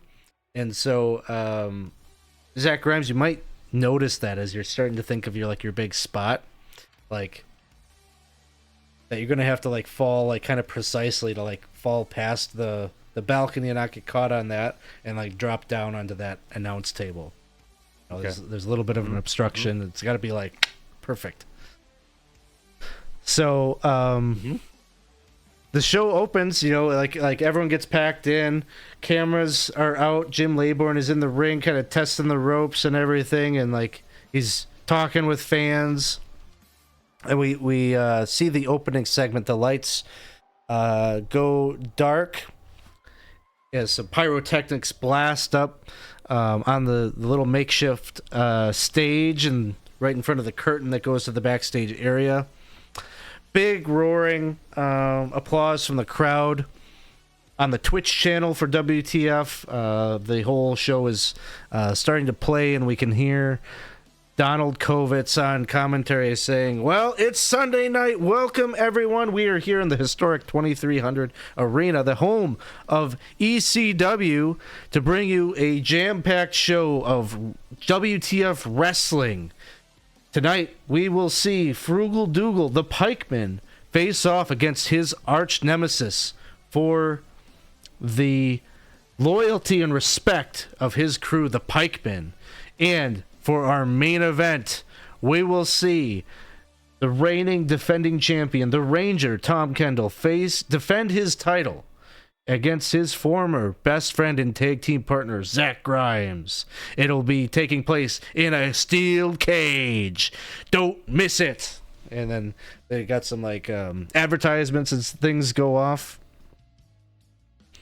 And then the spotlights go into the stage. We hear Nikki Notion's music play, and she comes down to the ring with the crowd buzzing, and she's cutting a very passionate promo about how important this location is to her, that WTF Promotions had just been displaced, that they are essentially homeless and touring the country now, having been displaced from the Alliant Energy Center, but she can't think of a better place to be putting on this big pay-per-view, this first big pay-per-view event away from home than in this historic location. She discusses a little bit. There's a little bit of heat between her and the Graduates and their actions a few shows ago. But she says that's in the past, and she's looking to a bright future with Wrestle to the Future Promotions. And she kind of goes through the agenda of the matches that we're going to see here tonight, and the audience gets pumped up. Plenty of EC dub chants throughout. And then she personally kicks off and announces the first wrestling match, which is going to be the Muse Melody Malone, fresh off of recovering from her very short injury stint, to face off against Jackie D, the Jack of Hearts. They're kind of have been setting up a little bit of a feud. Basically, Jackie D blaming her injury and her throwing him off, and that's why he is no longer the WTF champion. They've got kind of like a B story going, and so that match takes place with the Muse Melody Malone going over Jackie D. It's a very technical, flashy match. It's a great opener match that gets the crowd kind of excited for the action that is to come. But then, backstage, we see one of the new backstage interviewers is setting up a segment with Grimes and Kendall. And the two of you are... these are basically like pre-recorded segments where the same interviewer got together with both of you individually and talked to you kind of one-on-one about your thoughts going into tonight's match. And so it starts off with the Ranger, Tom Kendall. They want to talk to the champ first. We see you standing with your title belt. And the interviewer just throws the mic in your face and says... the Ranger, Tom Kendall, this is a big match. This is maybe the most important title defense in your very young reign. What is going on in your mind as you head into this match against someone who is very familiar with you?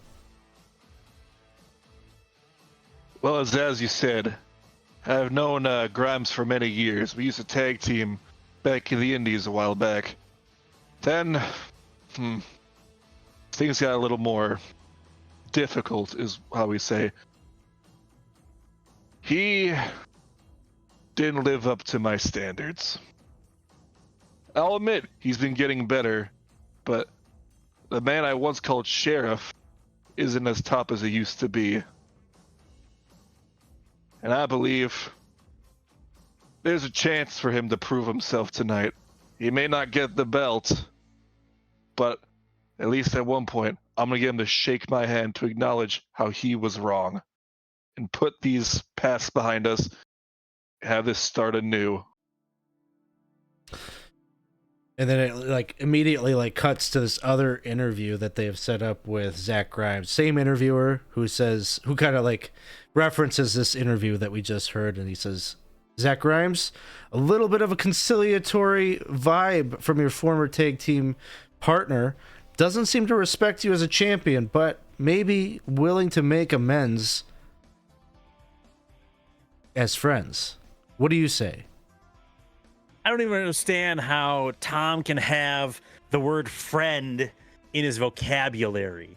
I don't understand how Tom thinks that he can be conciliatory about me being champion.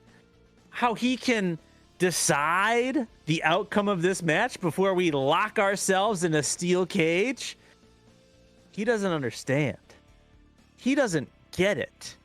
He doesn't think about what it takes to put one over on old Grimes. He seems to want to have all these sepia tone Instagram thoughts about friendship and the bygone days of the early aughts. What he doesn't understand is that Zach Grimes is here for one thing and one thing only, and that is to see a river of red flowing from ear to ear on the Ranger Tom Kendall. You see, without the red, without the crimson shower that's falling from his lips, Tom Kendall doesn't bring anything to these people. All he does is stand in the ring and proclaim that he's the best. We'll prove it, Tom. You'll prove it tonight. You'll try to at least, but you're going to be the one that's left being brought out on a stretcher just to try and face one more day while I'll be standing tall with the belt held high. Friend. Off camera, Al Snow's just like 2 thumbs up. How'd I do, Al? How'd I do? Did I do okay? There's no talk of a rap battle or anything like that. That was great. Okay, I gotta. Can we roll another take? I gotta bring up the rap album, Al. People seem to like. From what I hear, everybody was talking about the rap album. Not in a good Should way. we do another one? No. Oh. No. He just looks at the cameraman and is like, don't let him do another take. Whatever he does, I gotta go to. There's a nacho bar, but don't let him. Do not turn that camera on. Oh. And then after those interviews roll, we immediately hear the sound of Greensleeves. And Isaac, what do we see at the top of the ramp? I think you would see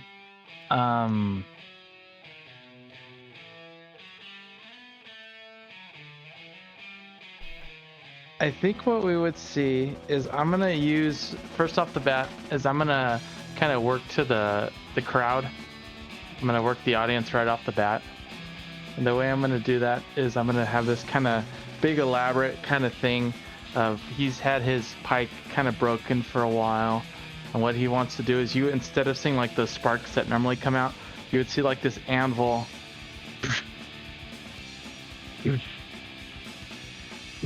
And it's the one wrestler, the Anvil or whatever, I forget his name. Yeah, the blacksmith. Yeah, the blacksmith. He's out there, kind of like the spotlight goes on him, and it looks like he's repairing like the pike, and then like he goes and it gives like a moment to like check it, see if he's like checking it out, and then like he just goes and hits it down on the ground. And then, like, right at that moment, that's when Greensleeves hits. And the pikeman comes out and grabs it and gives him, like, a firm, like, nod. And just goes, forsooth! And, like, at this point, like, he's looking to the fans, especially the ones that are dressed up in the pike gear and the pike wear. And he's, like, going to each one. And he's taking his time to, like, you're part of us. Part together, we will fight this beast. We are an everyman, but he will be no man. Yeah, forsooth. So he's gonna be definitely trying to work that audience a bit. Awesome. You get your introduction. Making his way to the ring from London, England, from the 1590s. He is here in the present, standing at 6'2". The pikeman, Frugal Dougal. You make your way into the ring. The crowd is like erupting in energy. Everybody saw that segment from the convention. It went. A lot of people were sharing that. This is a very exciting storyline for people, and everyone is behind Frugal Dougal to win it. But as all this excitement plays out in Greensleeves, the punk version kind of slowly dampers down. It goes dark. And this like kind of like very brooding kind of symphony music starts to play.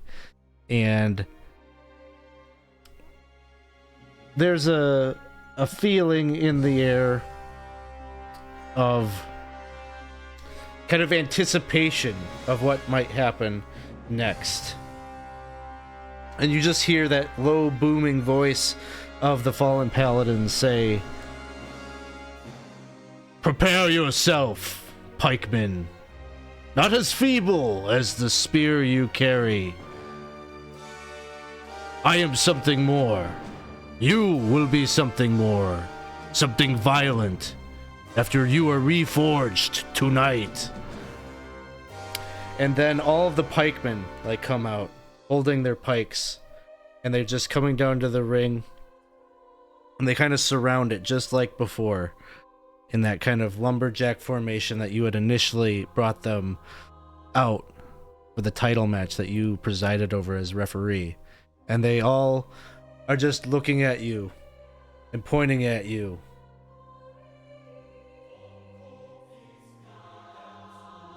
Until suddenly you see at the top of the ring, they all turn to pay their respects to the fallen paladin, and he's in like extra.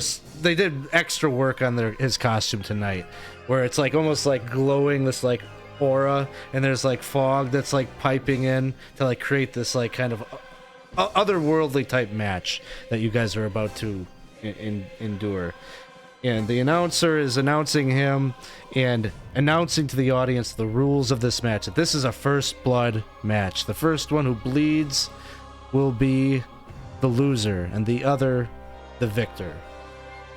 There is no belt on the line. This is purely for the accolades, for the story, for the respect of the audience. And as he makes his way into the ring, he's starting to strip away some of that armor, and he's showing off his like massive physique. Like, this guy is 7 feet tall. He's just hulking out, and it's very much like they've set this up, the camera angles and everything, to kind of create the illusion of a David and Goliath type match with Frugal Dougal playing the underdog. And so I think as this is starting up, this is very much just like a very... The action doesn't start up right away. Like, he just moves right to you, and he like shows his presence, his size, and stares you down, almost waiting or taunting for you to make the first move.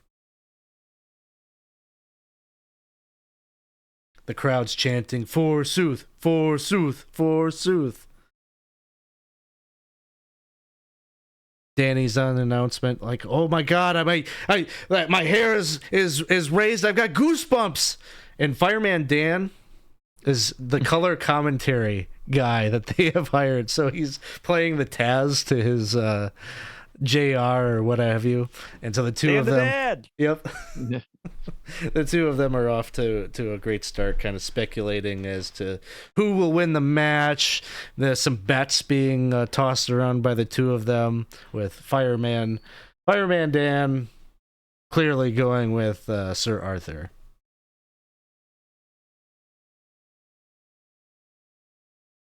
Who would start with would I start with the... I say you start. Okay. So he would kind of sit there and sit a bit and kind of do the old like look to the audience as like they get closer, because everyone's "Wah!" And he stops, takes a step back, and like salutes the audience like one last time, kind of puts his hand out like to him, almost like, and he'll start doing try to do like the old wrestle move to start, right? Like, it's going to be a fair fight. He's going to fight, but he's going to fight with a bit of honor. He's going to start with putting his hand up to try to get the other guy to do it. And the other guy just grabs like one of his hands, and like immediately like the pikeman just falls to his knees. Just like it's like playing Mercy as a kid, right? He's just like, ah! Like he's already like in complete like agony as he's kind of yelling out, ah! He's on the ground, and the paladin is just like sitting there kind of sitting there laughing at him. And I think once he's on the ground, I think that's when the pikeman is going to attempt to try to do like a chop block to the guy's knee, just like with his fist as he's on the ground, just start trying to like chop away at his knee. And at first it goes kind of slow, but eventually like he keeps on hitting and hitting and hitting, and like he's like playing like this arm is like getting totally like worked and warped, while he's using his left hand to continue just to try to chop at it, as like he's in like agony, and eventually like he hits him once too hard, and for a moment like this giant behemoth just falls down to one knee, and like they meet like eye to eye in the center of the ring, and that's when it's like it's on. That's when he like goes to do like he starts doing like chops, and he does like 3 chops to every one of the behemoth. The behemoth just totally like just knocks him on his ground. Like he's like he's like pretty much Rocky, like in like a boxing match. Like this entire time he's rope-a-doping the entire match. I think I don't know. At this point, I think what he is going to do is he is going to try, as he goes and tries to grab him one last time. This behemoth, this paladin is going to try to grab him. He's going to try to go and actually like go into like a submission armbar, like right off the bat. Not understanding that it's first blood, right? But like he wants to like try to like chop this guy down to size. So he's going to try to start wrenching and like try to like in some way like try to get like the submission on him to start trying to hurt him a bit. You could do you want this to be the focal point of your wrestling match. You could do the wrestling move. Okay.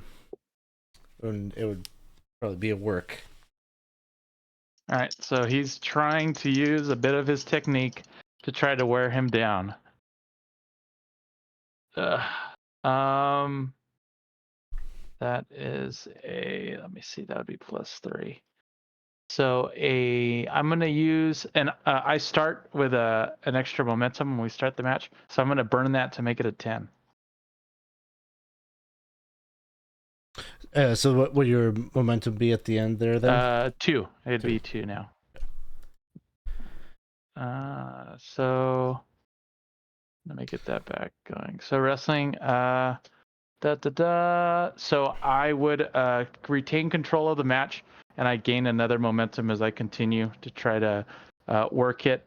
I think at this point he is going to kind of get the armbar, and of course, like every giant monster does, like he just picks him up, and he's able to lift like the pikeman, where the pikeman is actually standing on this guy's shoulders, like kind of anchoring to his forearm as he goes from the top, and just totally like just boom, like almost like one arm power bombs the pikeman into the ground, and the pikeman just gets laid out on the ground. Now I'm just for clarification, am I able, even though like this, I'm able to give that momentum to you, right? Like I'm able to give the momentum whenever to you're creative for a bit.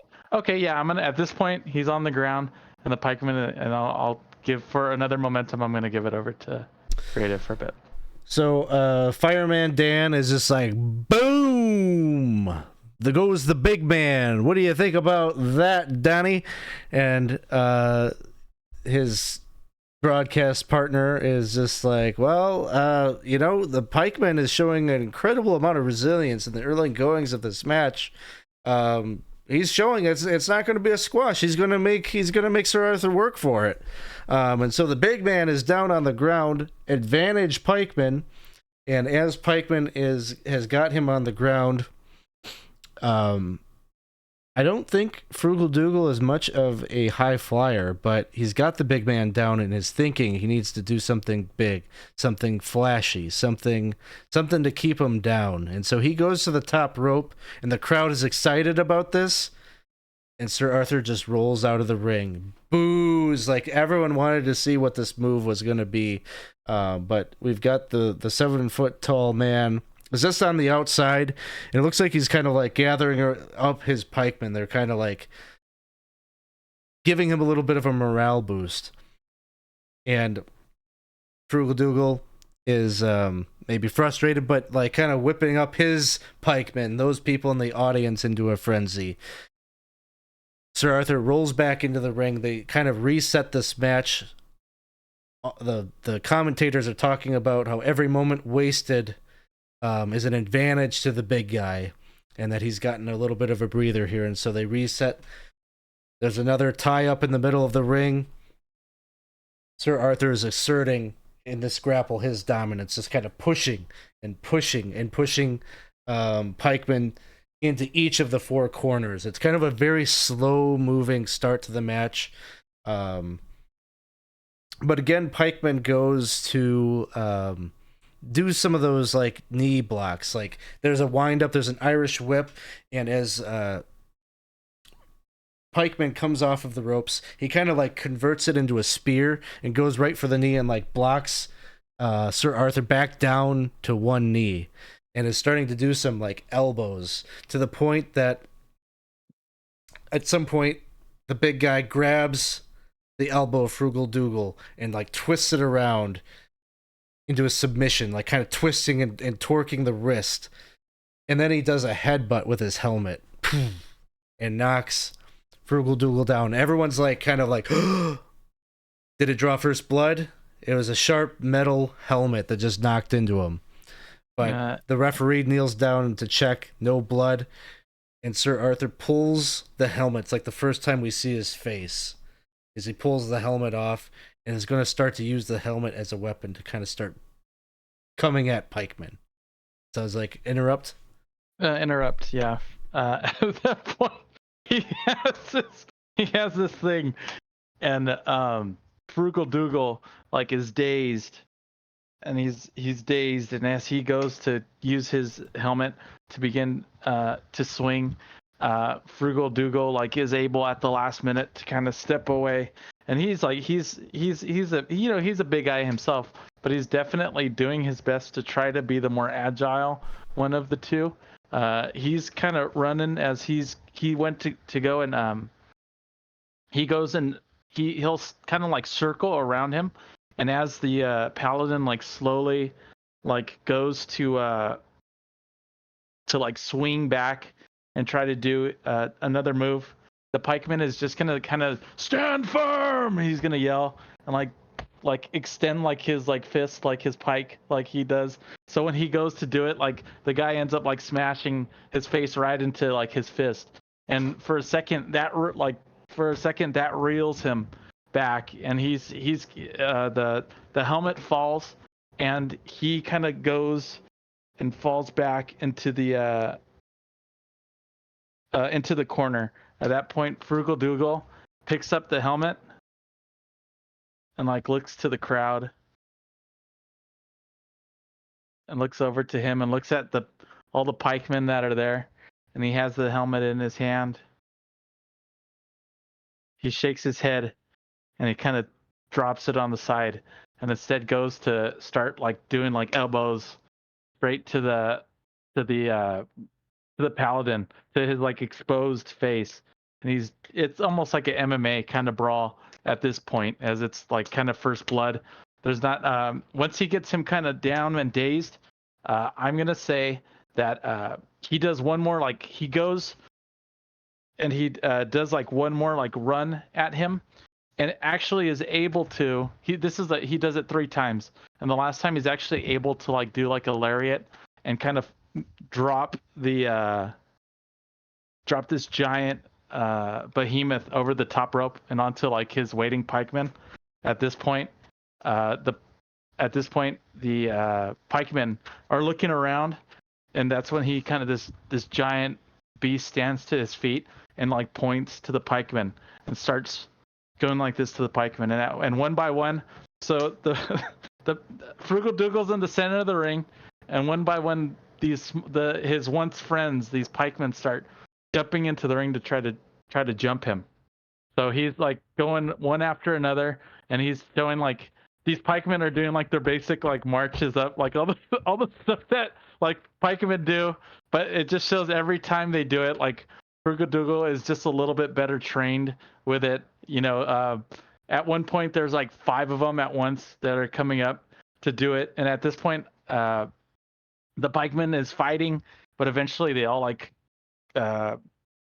grab him and like restrain him, and I'm gonna turn the momentum back to you. Gain another momentum as he sits there kind of splayed out on the center of the ring as the paladin begins to get up and start moving forward. So the paladin, he's like getting back up onto his feet. There's a couple of pikemen still out on the ring apron, and he violently like grabs one of the pikes from one to his right and from another to his left, and kind of knocks the two of them out. And he's got these two spears now in his hands. They're kind of prop spears or whatever, but they're like movie quality. They look real from a distance. Mm-hmm. And he rolls into the ring, and he just like in a very commanding voice just says, "Enough! Release him!" And then they all kind of scurry away. He even like maybe like knocks one of them out, like tosses one of them over the top rope. And then there's like again, like it just kind of slows down the tension. And like he's like letting you have like a little bit of a breather as he tosses one of the spears towards you. And then he just points the one still in his hand. It would seem that he is beckoning you to have something of a duel or a joust in the middle of the ring. I'll interrupt, I guess, because I guess that would be a good part. So he goes and he looks to the crowd, and he goes, and he looks like to the crowd to see if they want him to use this pike. You know, he's only used it maybe once or twice in the ring, and he looks, and he goes forsooth, and gets ready to charge. And he goes, "Ah! Pikeman brothers, give me your strength!" And he'll kind of put it up high and just go into that charge position. At this point, I'm going to say that this behemoth is like, he goes and breaks like the pike, right? And he has like a spear in one hand and like a club in the other, and he begins to like charge forward. And he's like, he just stands firm. He stands firm, and at the last minute, he's going to drop the pike, kind of in a way where it trips up this behemoth as he comes falling into him, and he's gonna attempt to do the finisher, do the London broil as he's like falling forward, using his momentum to do it. Okay, you want to finish the match? I will. The thing is that, yeah, I'm gonna say he's gonna try to finish the match. Okay. So and I'm gonna say the last thing is that the pike is kind of like, the pike heads are all like underneath him, kind of on the floor, as he's like gearing up for this moment. All right. So creative will reveal the finish of the match would be for Pikeman Frugal Dougal to go over. So then you can hit your finisher. Or All right. Roll for your finish.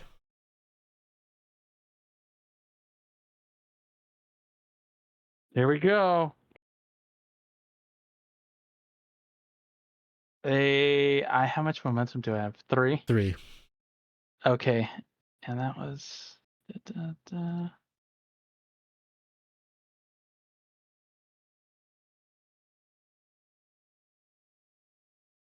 3, 10. That would be a, I'm looking at the veteran. I used all my momentum to do this, by the way. Oh, okay. All right. So all 3 are gone at this point. So on a 10, I hit the finisher clean. And I'm deciding whether I or my opponent gains 1 audience. I'm gonna say that that the pikeman in this case would gain 1 audience. He'll take the audience. So with it being a non-player wrestler, it makes more sense for you to take it. Yeah. Because otherwise, So yeah, it won't. Pikeman's gonna take it. So yeah, set it up. Tell us how it looks.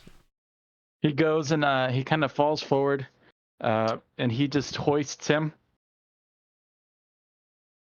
and he kind of stands there and does like he tries his best to like turn around all the way so that everyone like in the audience can see him just holding this behemoth up, and the other guy's like, "Come on, man, I can't hold him much." Okay, so he gets about halfway through, and then just drops it. And what he's gonna do is it's gonna look like it drops on the pike heads, on the spearheads. Gotcha. And then he goes like that, and he's down, and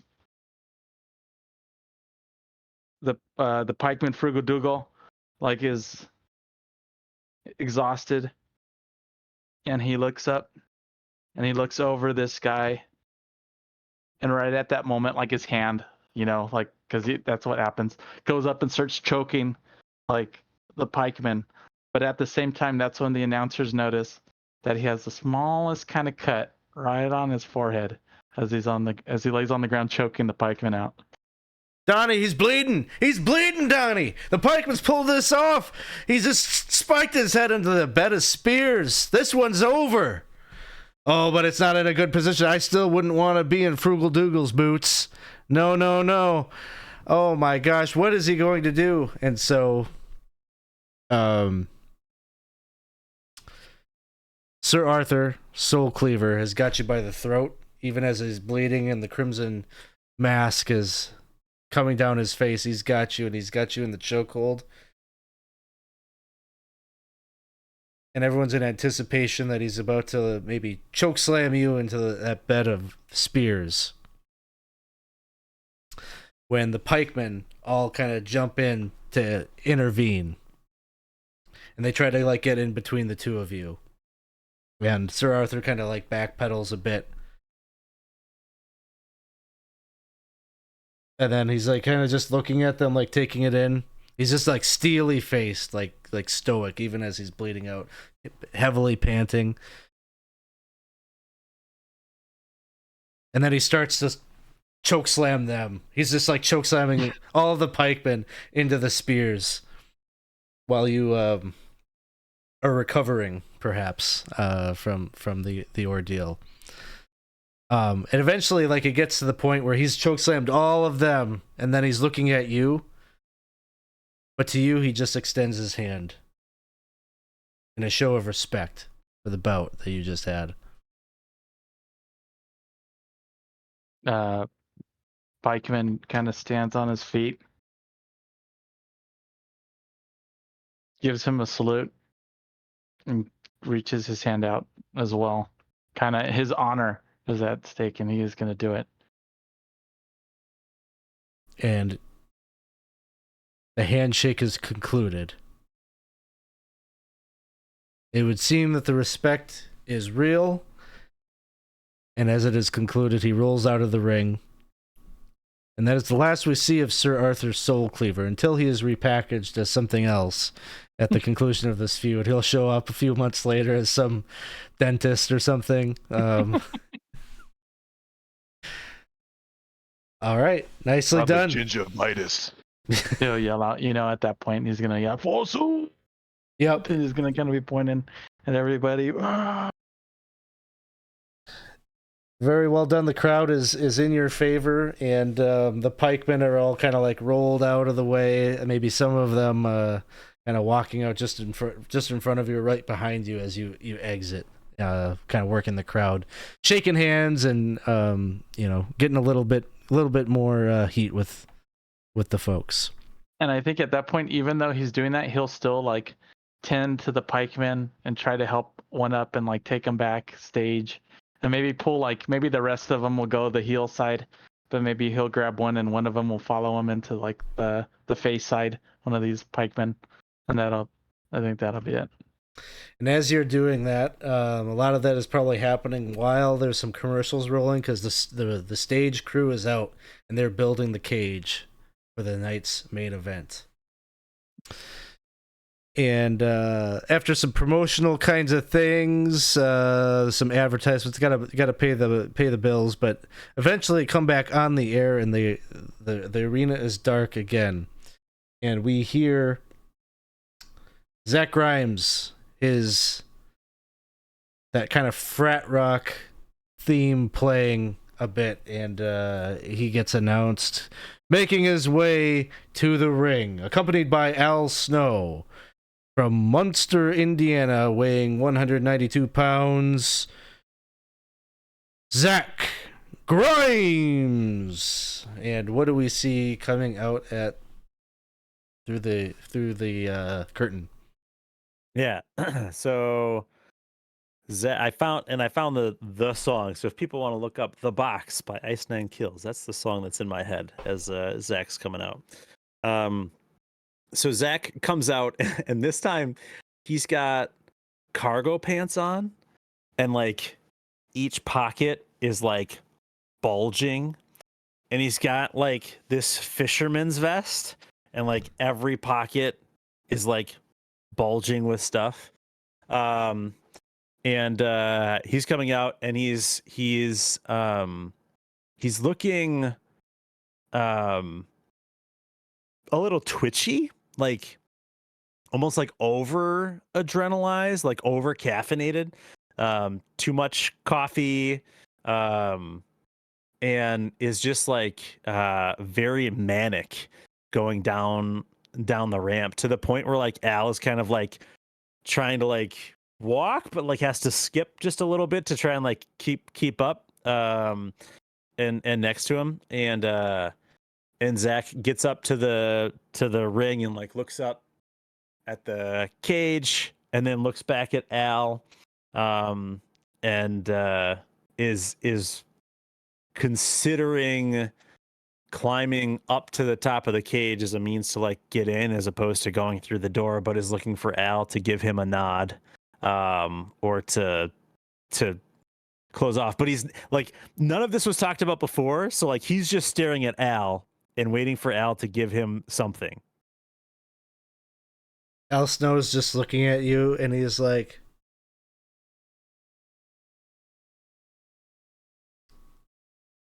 mixed nuts in bulk. Think about it. It's a great way to get protein. Grimes goes up and gives him a hug. That's I love you too. I'm full of stuff like that. I got more. I've got an app. I'll share my grocery list with you. Takes a deep breath and then climbs up to the top. And where are you going? Are you crazy? He sits up at the top, and is kind of like sitting very precariously on the top, because I'm imagining like what Isaac said before, like the St. Valentine's Day Massacre style cage. Yeah. Where like each of the segments is like independent, and they've kind of like zip tied them together 100% instead of it being a solid thing that they've lowered, right? So Zach is kind of sitting up there and like kicking his legs, almost like a toddler, like anxious for whatever's to come next. And is kind of holding on, kind of not, and like is sort of trying to get his bearings, but also make it seem like he is just in his element at the top of this thing. So he's going to sit up there and wait for Tom's entrance. Al Snow is kind of selling this like you're crazy. Jim Laybourne is down. There's like a little door, obviously, like on one of the segments, and Jim Laybourne is like, yeah, looking at the crowd. And he's like, this just ain't the same wrestling that I grew up with, and the commentary is putting this over too, like Fireman Dan's just like, he's crazy. I've been in some tall places, believe me, Donnie, but like I ain't seen nothing like this. He's putting himself needlessly in danger to start this match. Did he expect the Ranger to follow him all the way up there? And Donnie's just, I don't know. We're gonna have to just wait and see. But I think I hear those spurs jingling. Could it be? And the whole place gets dark, and the sparklers are rising up. We know that Tom Kendall is on his way, and we hear the announcer preside over this entrance for the champion. He says, making his way to the ring from Tombstone, Arizona, weighing in at 180 pounds, he is the reigning, defending WTF champion, the Ranger, Tom Kendall. And what do we see coming in the curtain? And he starts making his way to the ring. As you said, you can hear the spurs start clinking very quietly, just chink, chink, chink. And in his mouth, he's got like a little toothpick, because we can't do cigarettes in here, because this is family friendly. He's got that in his mouth. His new outfit consists of his duster now has almost like a gold trim around the seams. It looks very much nicer than what he has before. Upon his waist would be like your normal belt, but for him, it's the WTF Championship title. He's also got a new pristine hat, almost kind of, I wouldn't call it like a white hat, but it's very nice, also gold trim. And in his hand, he's got another one of them wanted posters for former sheriff Zach Grimes. He looks at it, looks down the ring, looks back at it, folds it up, puts it away, and begins to move forward. As he sees him standing on top of the steel cage very precariously, he looks towards Al Snow, just shakes his head at him, looks up at him, doesn't really give much indication of his current mindset, and does not join him at the top, instead starts moving towards the door. So as you enter through the door, Jim Laybourne is like, kind of whispers under his breath, well, at least one of you has some sense. And they're gonna make him champion? And then he locks the door. Huh? Ding, ding, ding! The bell is rung, and commentary is just like, who's gonna flinch? Who's gonna make the first move? We got one on the ground, one in the air. Somebody's gonna have to budge. And let's say play starts with the person in the top spot, Tom Kendall. Well, for starters, he can't be up there right now because he is one step closer to winning if he just leaves. So I think for the first starting move, he's just gonna look at him sitting up top and just don't do it. Come down here and shake my hand. Come on, do it. And he's gonna offer that handshake to him and see if he goes to take it. I guess if you're looking for Grimes' reaction, Grimes would instead reach into his top breast pocket, which is one of the smaller pockets on his vest, and will take out a handful of something and is just holding it.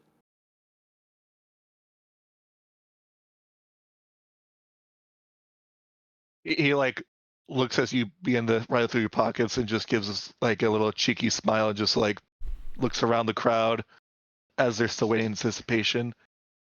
And almost like a flash, he grabs the top rope, pulls it out, and hoists himself up to try and launch himself up you to grab you, and then just suplex you back down to the mat.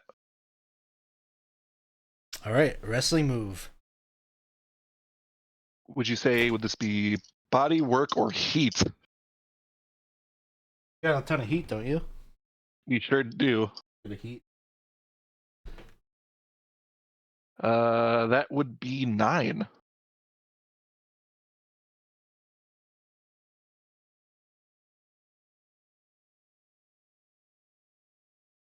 Which I think makes it it goes off, but nothing else beyond that. And as he lands at the bottom, I will pass control to him and gain 1 momentum. All right, so control passes to Zach Grimes. Commentary is speculating about the relationship between these two. It looked like maybe a handshake, but it has turned into the first move of the night. suplex right into the middle of the ring. Zach Grimes is on his back. So Zach is obviously hurting. You know, the superplex off the ring to open it, not feeling great. And when he went down, his hand hit the ring, and still kept it closed. But you just start to see blood coming out of his hand. And Zach is just rolling around. So I would, and real quick, it's okay to describe what Tom is doing, or should it be like Go a ahead. back and forth? Like I said it, have Dawson give what Tom would do, and then Yeah, you could do like the 1, 2, 3. So if you want to like do the setup to Okay. your exchange. I'd also like to add something, apparently, because you just said your hand started bleeding. Yeah. My lie at the promo actually came true. Oh, so you get a momentum. I get there it is. momentum. Nice. I was like, oh, I didn't even think about that. Fireman Did I? Dan. Fireman Dan's just like, whoa, my gosh, Donnie, look at this one starting the way that the last one ended. There's already, he's bleeding from his hands. I don't know where the blood is coming from or why, but he's bleeding. Dude, are you Must have good, hit guy? it What's a little strange when he fell off the top of the cage there. Is your hand good? That looked bad. Oh, it's looking bad. Just pick me up. Yep. So Zach wants Tom to kind of like lift him up so that Zach can basically slap him now with his bloody, tack-ridden hand right across the cheek.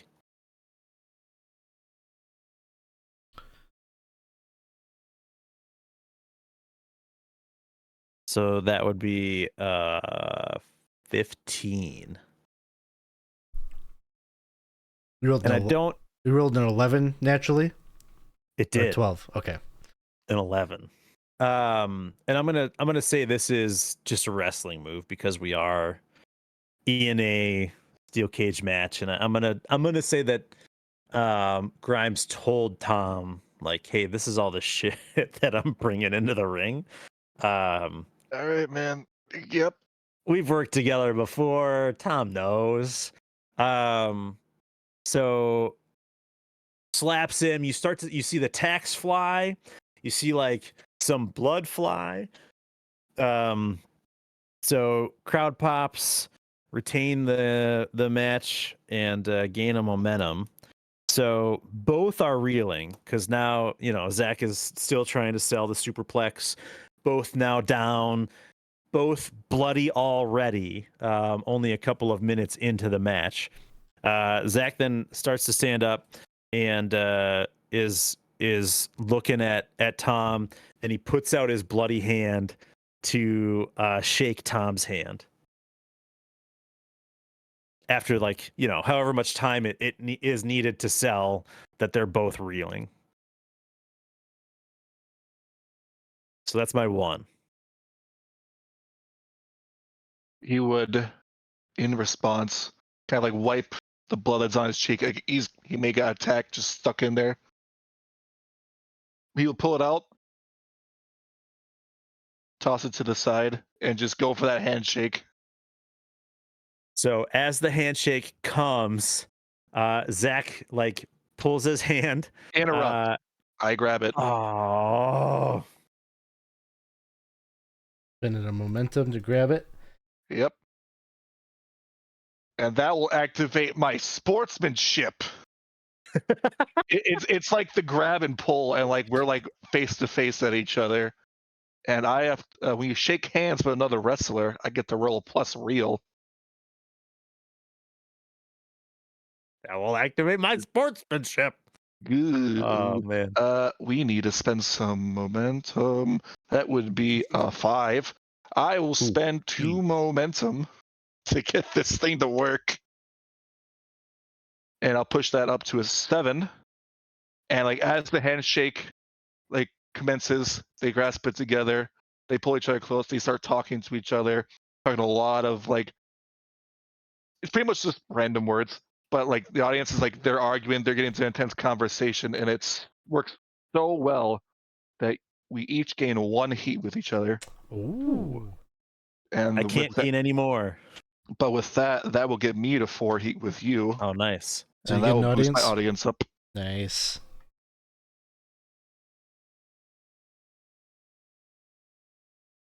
Did you previously have 4 heat with Dawson's character, or did you get that tonight?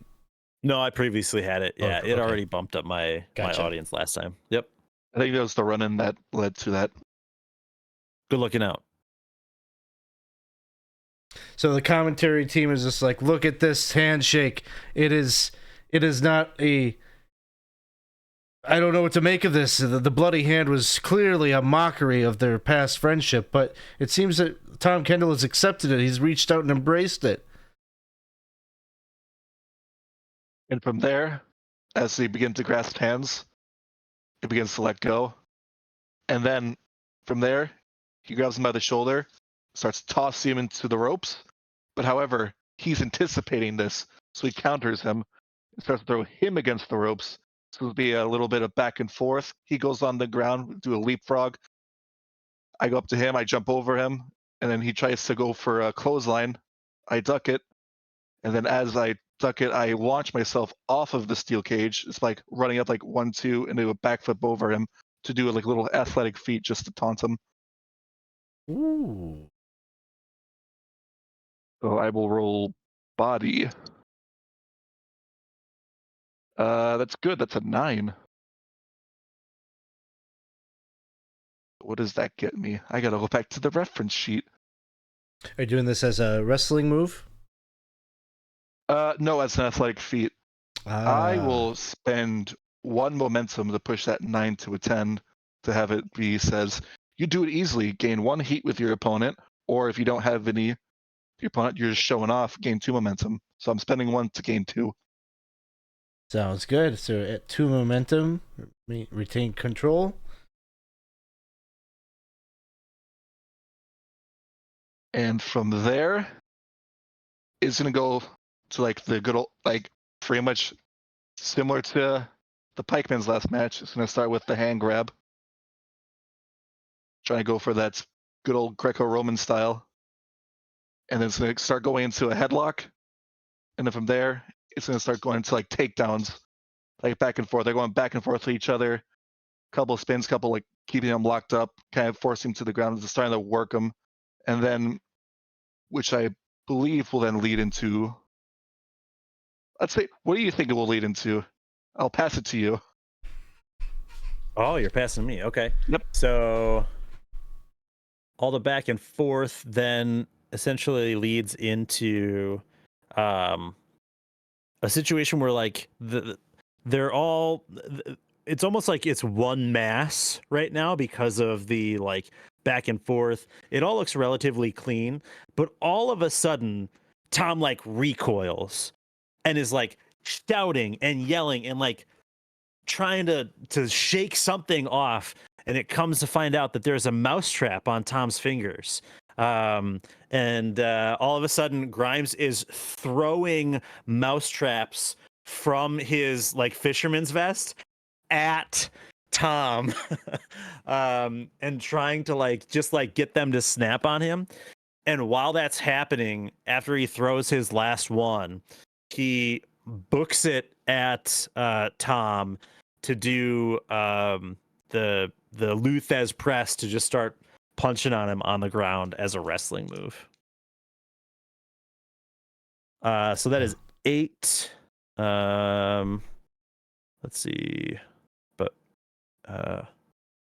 what is wrestling move plus body plus work? I'm sorry. Could kind of be whatever you think it should be. I would say it's I'd say it's a work probably, or heat. Yeah, probably heat. No, I think so. Heat. Heat. All right. Luthez press. I don't know how this is supposed to work. Hand. Then, so the crowd pops. Retain the control of the match. Gain of momentum. So then, after some punching, he Grimes then gets up and hops up onto the ropes, hops onto the cage almost as if he's gonna like climb up to leave, but then jumps down onto the top rope as a springboard for him to do a moonsault on top of Tom, who's on the ground. And we're gonna call this an athletic feat.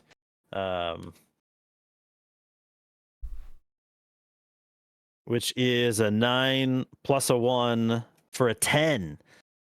You do it easily. Gain 1 heat with your opponent, which I'm already at max, but we'll call it a successful moonsault that lands, and Grimes like pops up instantly afterwards, and is just like feeling it.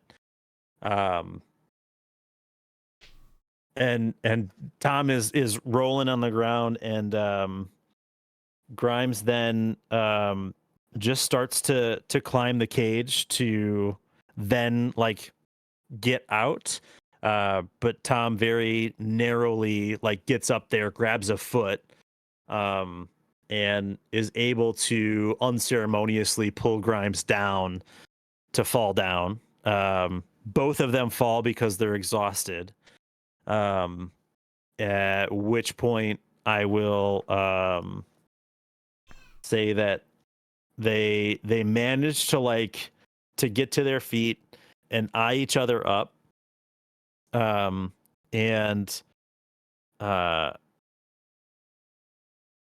Grimes decides to put out, he reaches into his cargo pants and pulls out thumbtacks in one, and then the other one, it almost looks like he pulled out like a bunch of salt or like a bunch of like sugar or something, like some really fine granular, like just something really small. It doesn't really have much color to it. And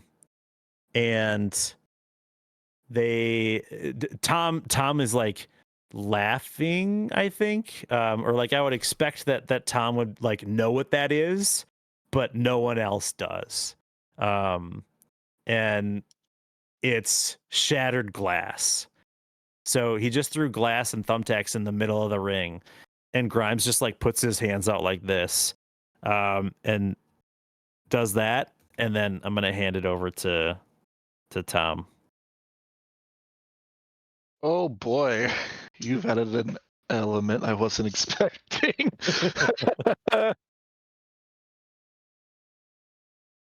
I will say it's now gonna start turning to just an absolute slugfest. Like they lock up, they're going at each other, but it's fists, like they're just wailing at each other, and then it's gonna turn into another playing with the ropes, throwing him into it. He's gonna start by going down and like lead and kind of like having it, and before he jumps over, grab him from his legs and just throw him over. Hopefully get him right on that pile. So I guess for this one, Hardcore? Do you want to do hardcore? I guess playing stiff would be the proper one for this. Oh, wanna? Yeah, or the hardcore if you want to do the hardcore. The hardcore. There's a hardcore one? Yeah. Ooh. Yeah. When you draw first blood or revel in violence in the ring, you can roll plus real. You got it. That's what we're going for. It's what Grimes wants. Oh no. So 2. You roll a 2. Oh no. Oh no. I rolled a 3 minus 1. You've got that reroll if you want to use it. You don't have to by any means, but just letting you know you've got it. I will not. Let's just See what the botch is. You played it too safe or went too hard. Your opponent describes how they counter or save the spot and takes control of the match. Choose whether you take an injury or lose all of your momentum. What's your choice? And then I'll go from there. It's time for some blood. Okay. So you're going to take an injury? Yep. Okay. So at the point that Tom is bending over to like launch Grimes up, he isn't totally situated to have his like feet squared up and is kind of like at a weird angle, which causes him to like fall backwards into the tacks. And then on top of that, Grimes kind of like lands on top of him to drive all of that stuff into his back. Whereas like the spot was just supposed to be like bed of nails kind of thing, like disperse. But now you've got like the weight of Grimes falling on him, which is causing a lot of stuff to be dug into his back that will later require some serious extraction time to pull those out when they were supposed to be kind of surface level wounds from the glass. So then Grimes is like, oh no.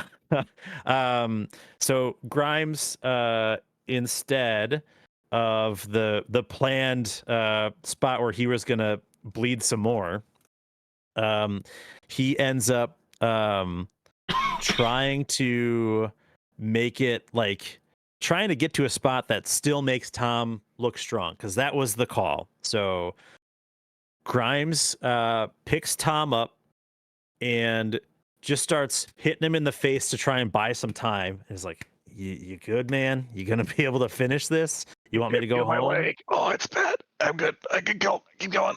Okay. So he's hitting him, puts him into the corner, and Grimes then climbs the turnbuckle, and grabs the cage and is like, bite onto something, man, and like kicks his legs out from the cage to like pendulum his legs down into the chest of Tom to drive his back into the turnbuckle even further. But you know, trying to do it safe so that it's not him not trying to work stiff or hurt him anymore, but trying to really sell that there's stuff in his back. So I'm going to call that a technique, a work wrestling move. Oh, that's a nat 12. You got That's a net? what we're looking for. Yes. Nat Okay. 12. Okay. Let's see. That's going to bring us into a mythic moment. And the move it was it was not a wrestling move, right? No, it wasn't a wrestling move. No, it was a. So he's hanging onto like the corner of the cage, and then like kicks his legs out from the turnbuckle to like, and then uses the cage to pull himself with higher velocity into the chest of Tom into that turnbuckle. What was the move? Oh, I'm sorry. Yeah, it was wrestling. I'm sorry. Oh, it was I'm sorry. wrestling. Yes, Okay. It was wrestling. I apologize. Okay. This move goes into your highlight reel. Keep control of the match, and then you get to pick one of these. This is on top of the result of the wrestling move. But you impress everyone. You are now booked to win the match. You steal the show, gain one audience. You do the job. Your opponent gains one audience. You upstage someone. Say who comes out to help your opponent. You gain +1 heat with each other, and you're booked to lose the match. I choose one. You choose one.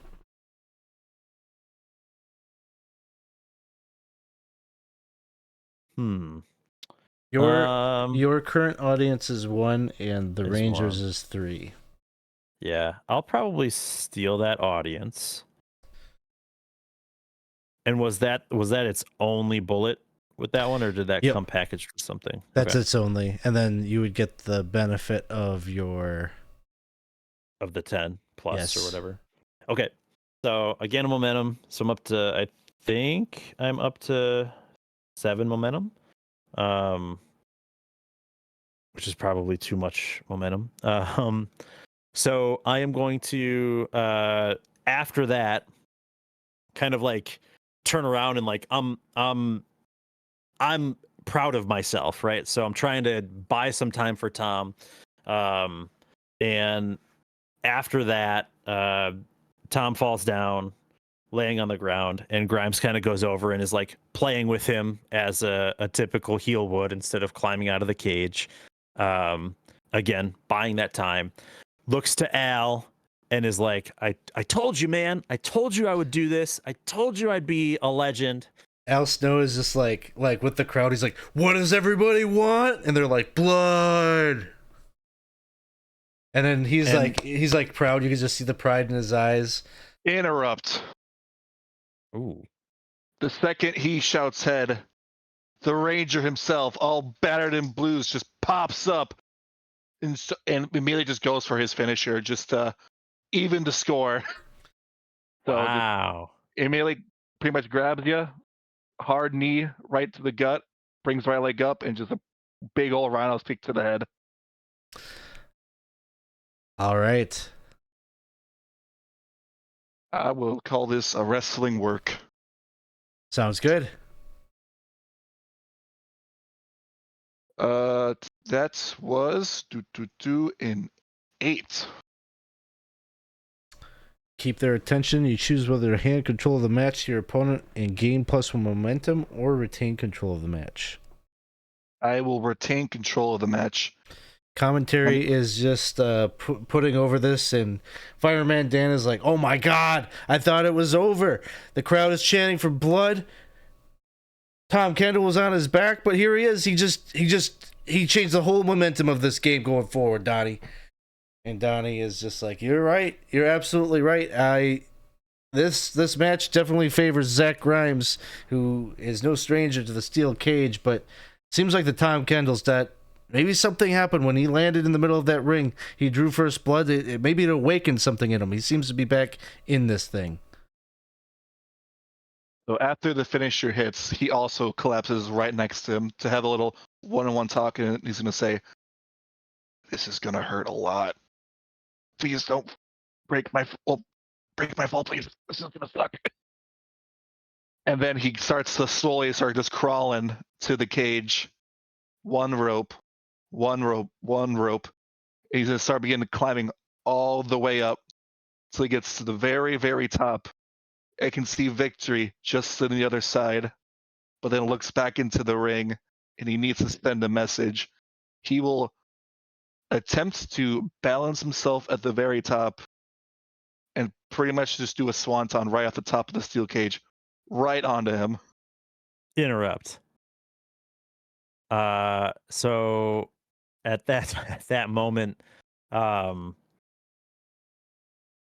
Grimes is gonna lay out the last of his mousetraps, right to his side, and then he's gonna roll out, and leave Tom to hit that ground and those mousetraps with nothing else, to break his fall. All right, so that's like your. I would That's say my this- counter move. Yeah. Okay. Would that be a hardcore move? You think? probably hardcore, or yeah.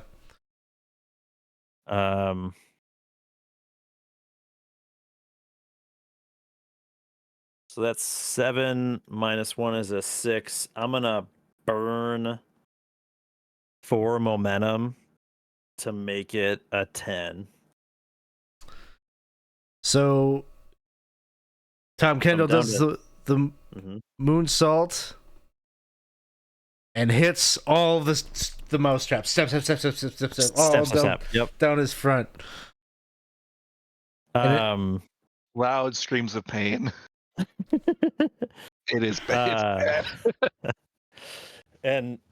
and Grimes, when he like rolls back over, he's like, I thought they told you I was gonna win, so I it just doesn't play if you hit me with that. Sorry, man.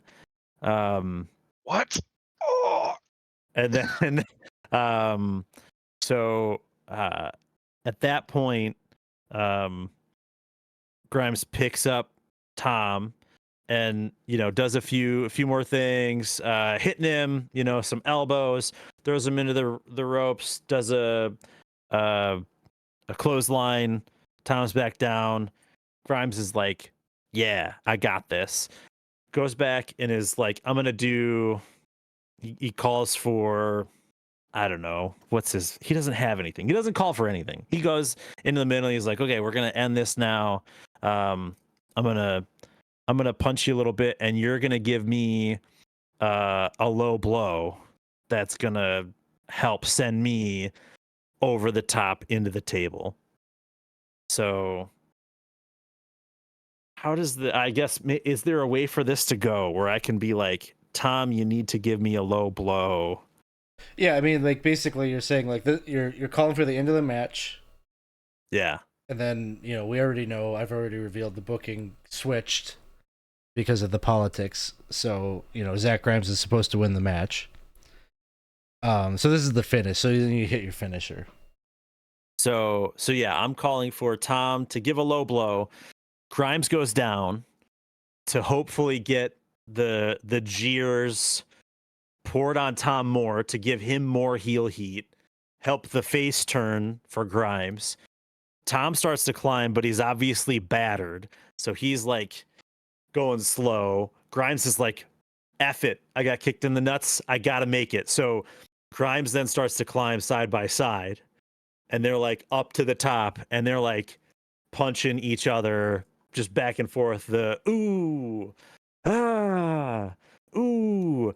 And then they both stand up and are like tightrope on the end. And Tom would get the last punch, and Grimes would go off the cage into the table, but would win by exiting. Sounds good. Yeah, do the finish move then, and we'll see All right. how the crowd reacts to this. That is a 10 plus 2, so it is a 10 plus. I'm going to say we hit it bloody. And I think based on how we're trying to how Grimes and therefore Nikki is trying to like book this, the audience would go to Grimes on this.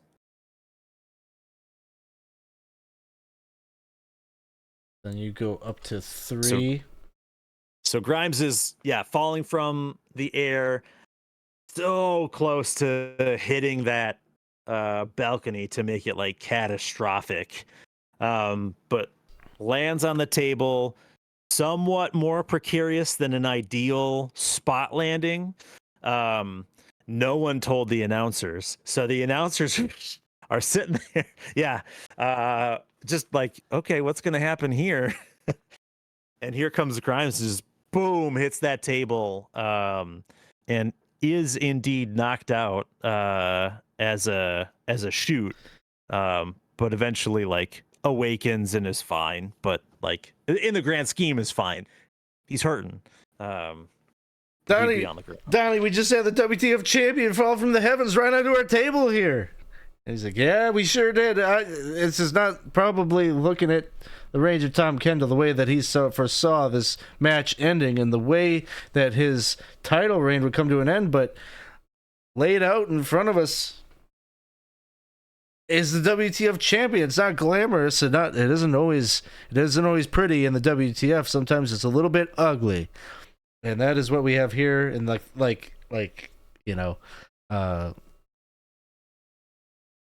Jim Laybourne has the title, is like trying to rouse you to like stand you up to pronounce you the new champion, but just isn't able to do so. And they're calling in the stretcher. We need a medical attention out here.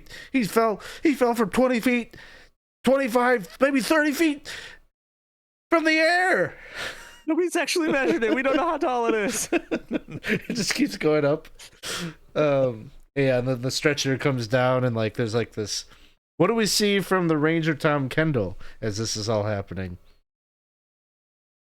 After seeing and being told that he was booked to lose this match, is just in utter disbelief, and knowing that the spots that he has been practicing these entire weeks, like top of the cage moonsault, because that was a word he's been working on for so long, to get absolutely devastated by some behind the scenes work, is just sitting at the top, just in disbelief.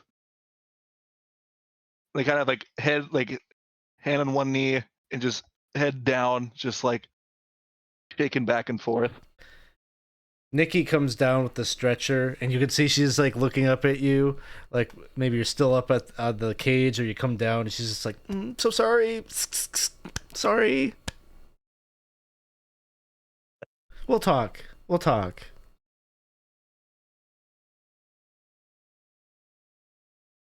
No response. All right. So that will be. It seems like that will be the closing moments of the pay per view. Now it's team going off the air, just declaring Zach Grimes the new WTF champion, but maybe questioning whether he's going to be able to compete, if he's going to be able to defend that title. If it just took a little too much out of him, they're going to be awaiting the doctor's reports and follow all the social media, get live updates on his physical condition, and they look forward to seeing everyone next week on WTF Promotions Wrestle to the Future.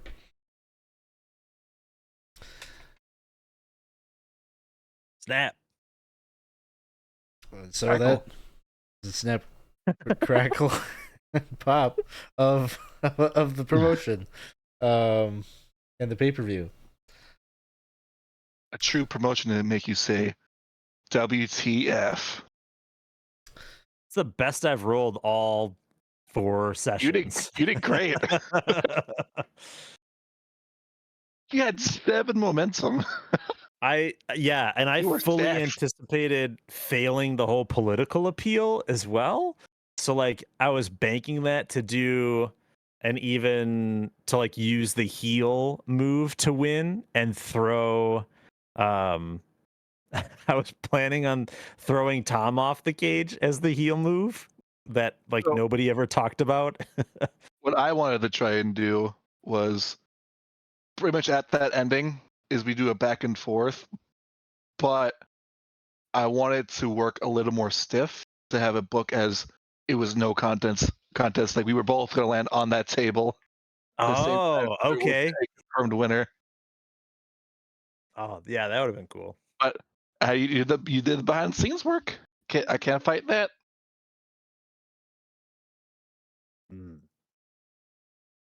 Yeah, I feel like the No. no contest would have further solidified the need for the triple threat.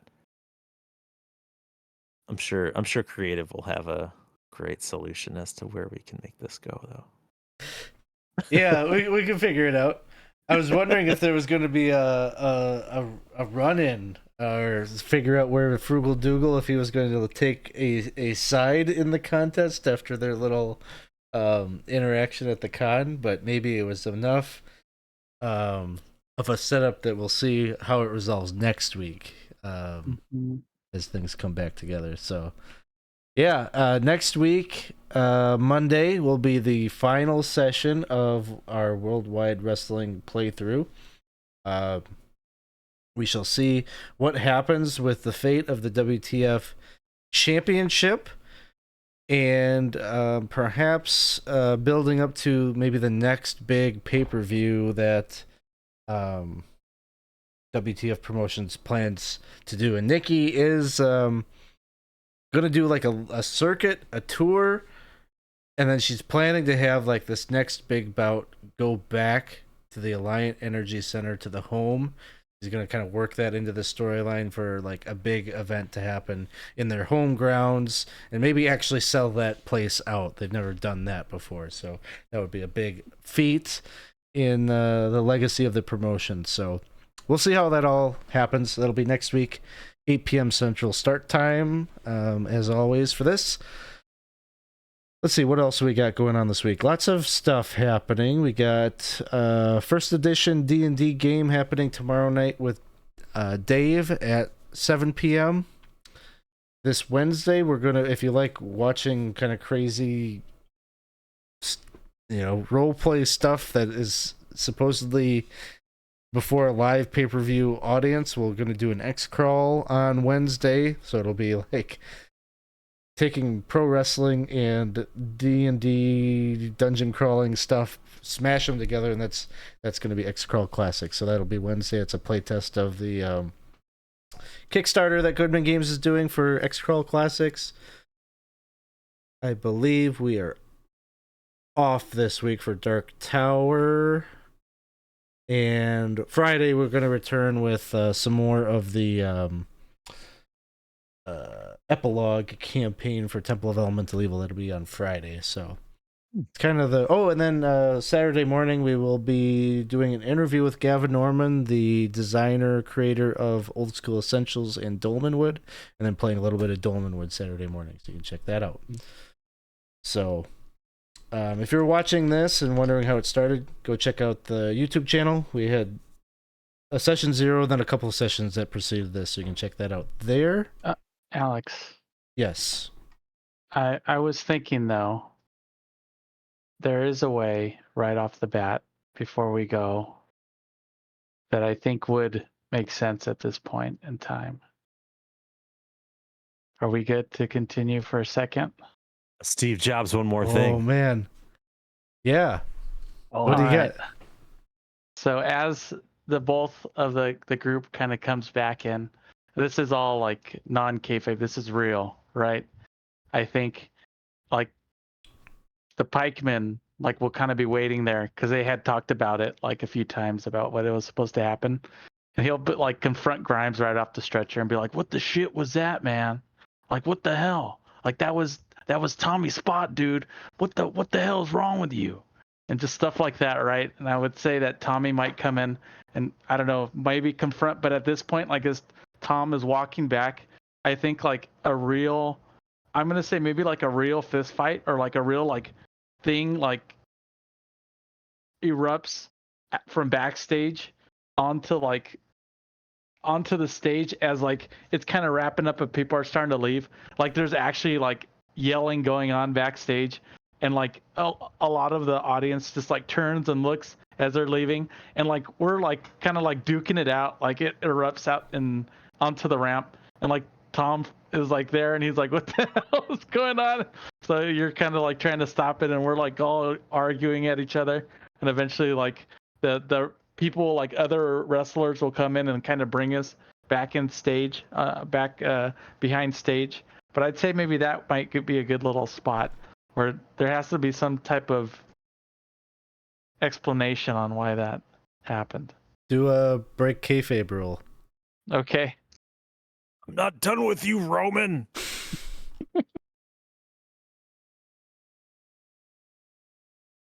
That would be an 8.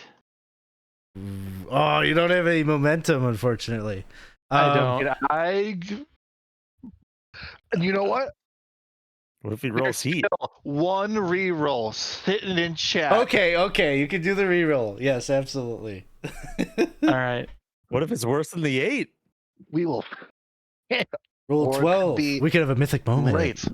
Ooh. It's just a myth. I don't know what a mythic moment on break kayfabe looks like. Forsooth. All right, one was cocked. One was 6.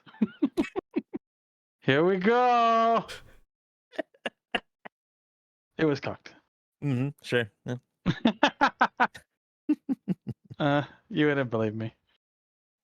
Go on. Do it. It's it. an 11. It's not a 12. Yeah, it is. Yeah, it is. We'll take it. You got a 12? 11. An 11. 11. Oh, well, that's good. That's what you wanted. It's exactly what the crowd was waiting for. They wanted some realness. I mean, they've been watching pikemen do jousts. They saw this cage match, and it was very nice, and it seemed a little sloppy with the mouse traps and the moonsault. Sloppy. You know, Everything was perfect. the CCW crowd's seen it all before. They want the real drama. They know that there's something simmering just underneath the surface, and now this brawl comes flying out of the backstage, no context.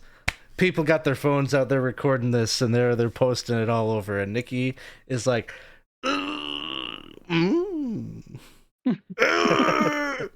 oh, this is good. This is real good.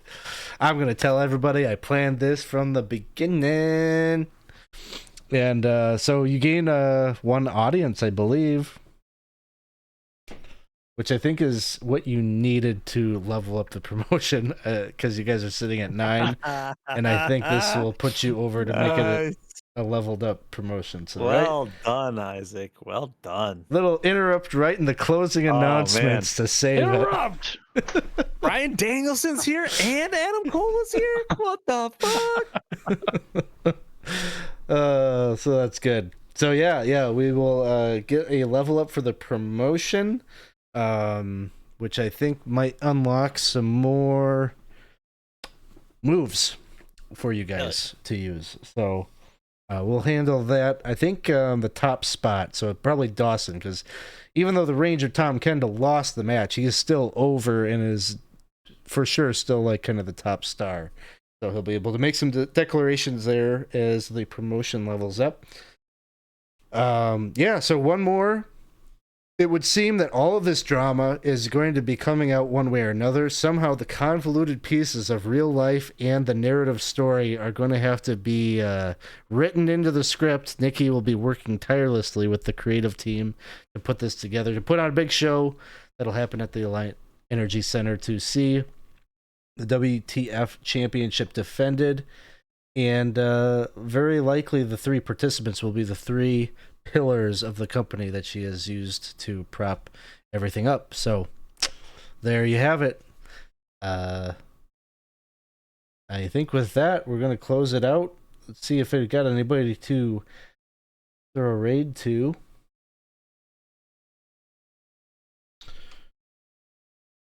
I think maybe we will go and say hello to...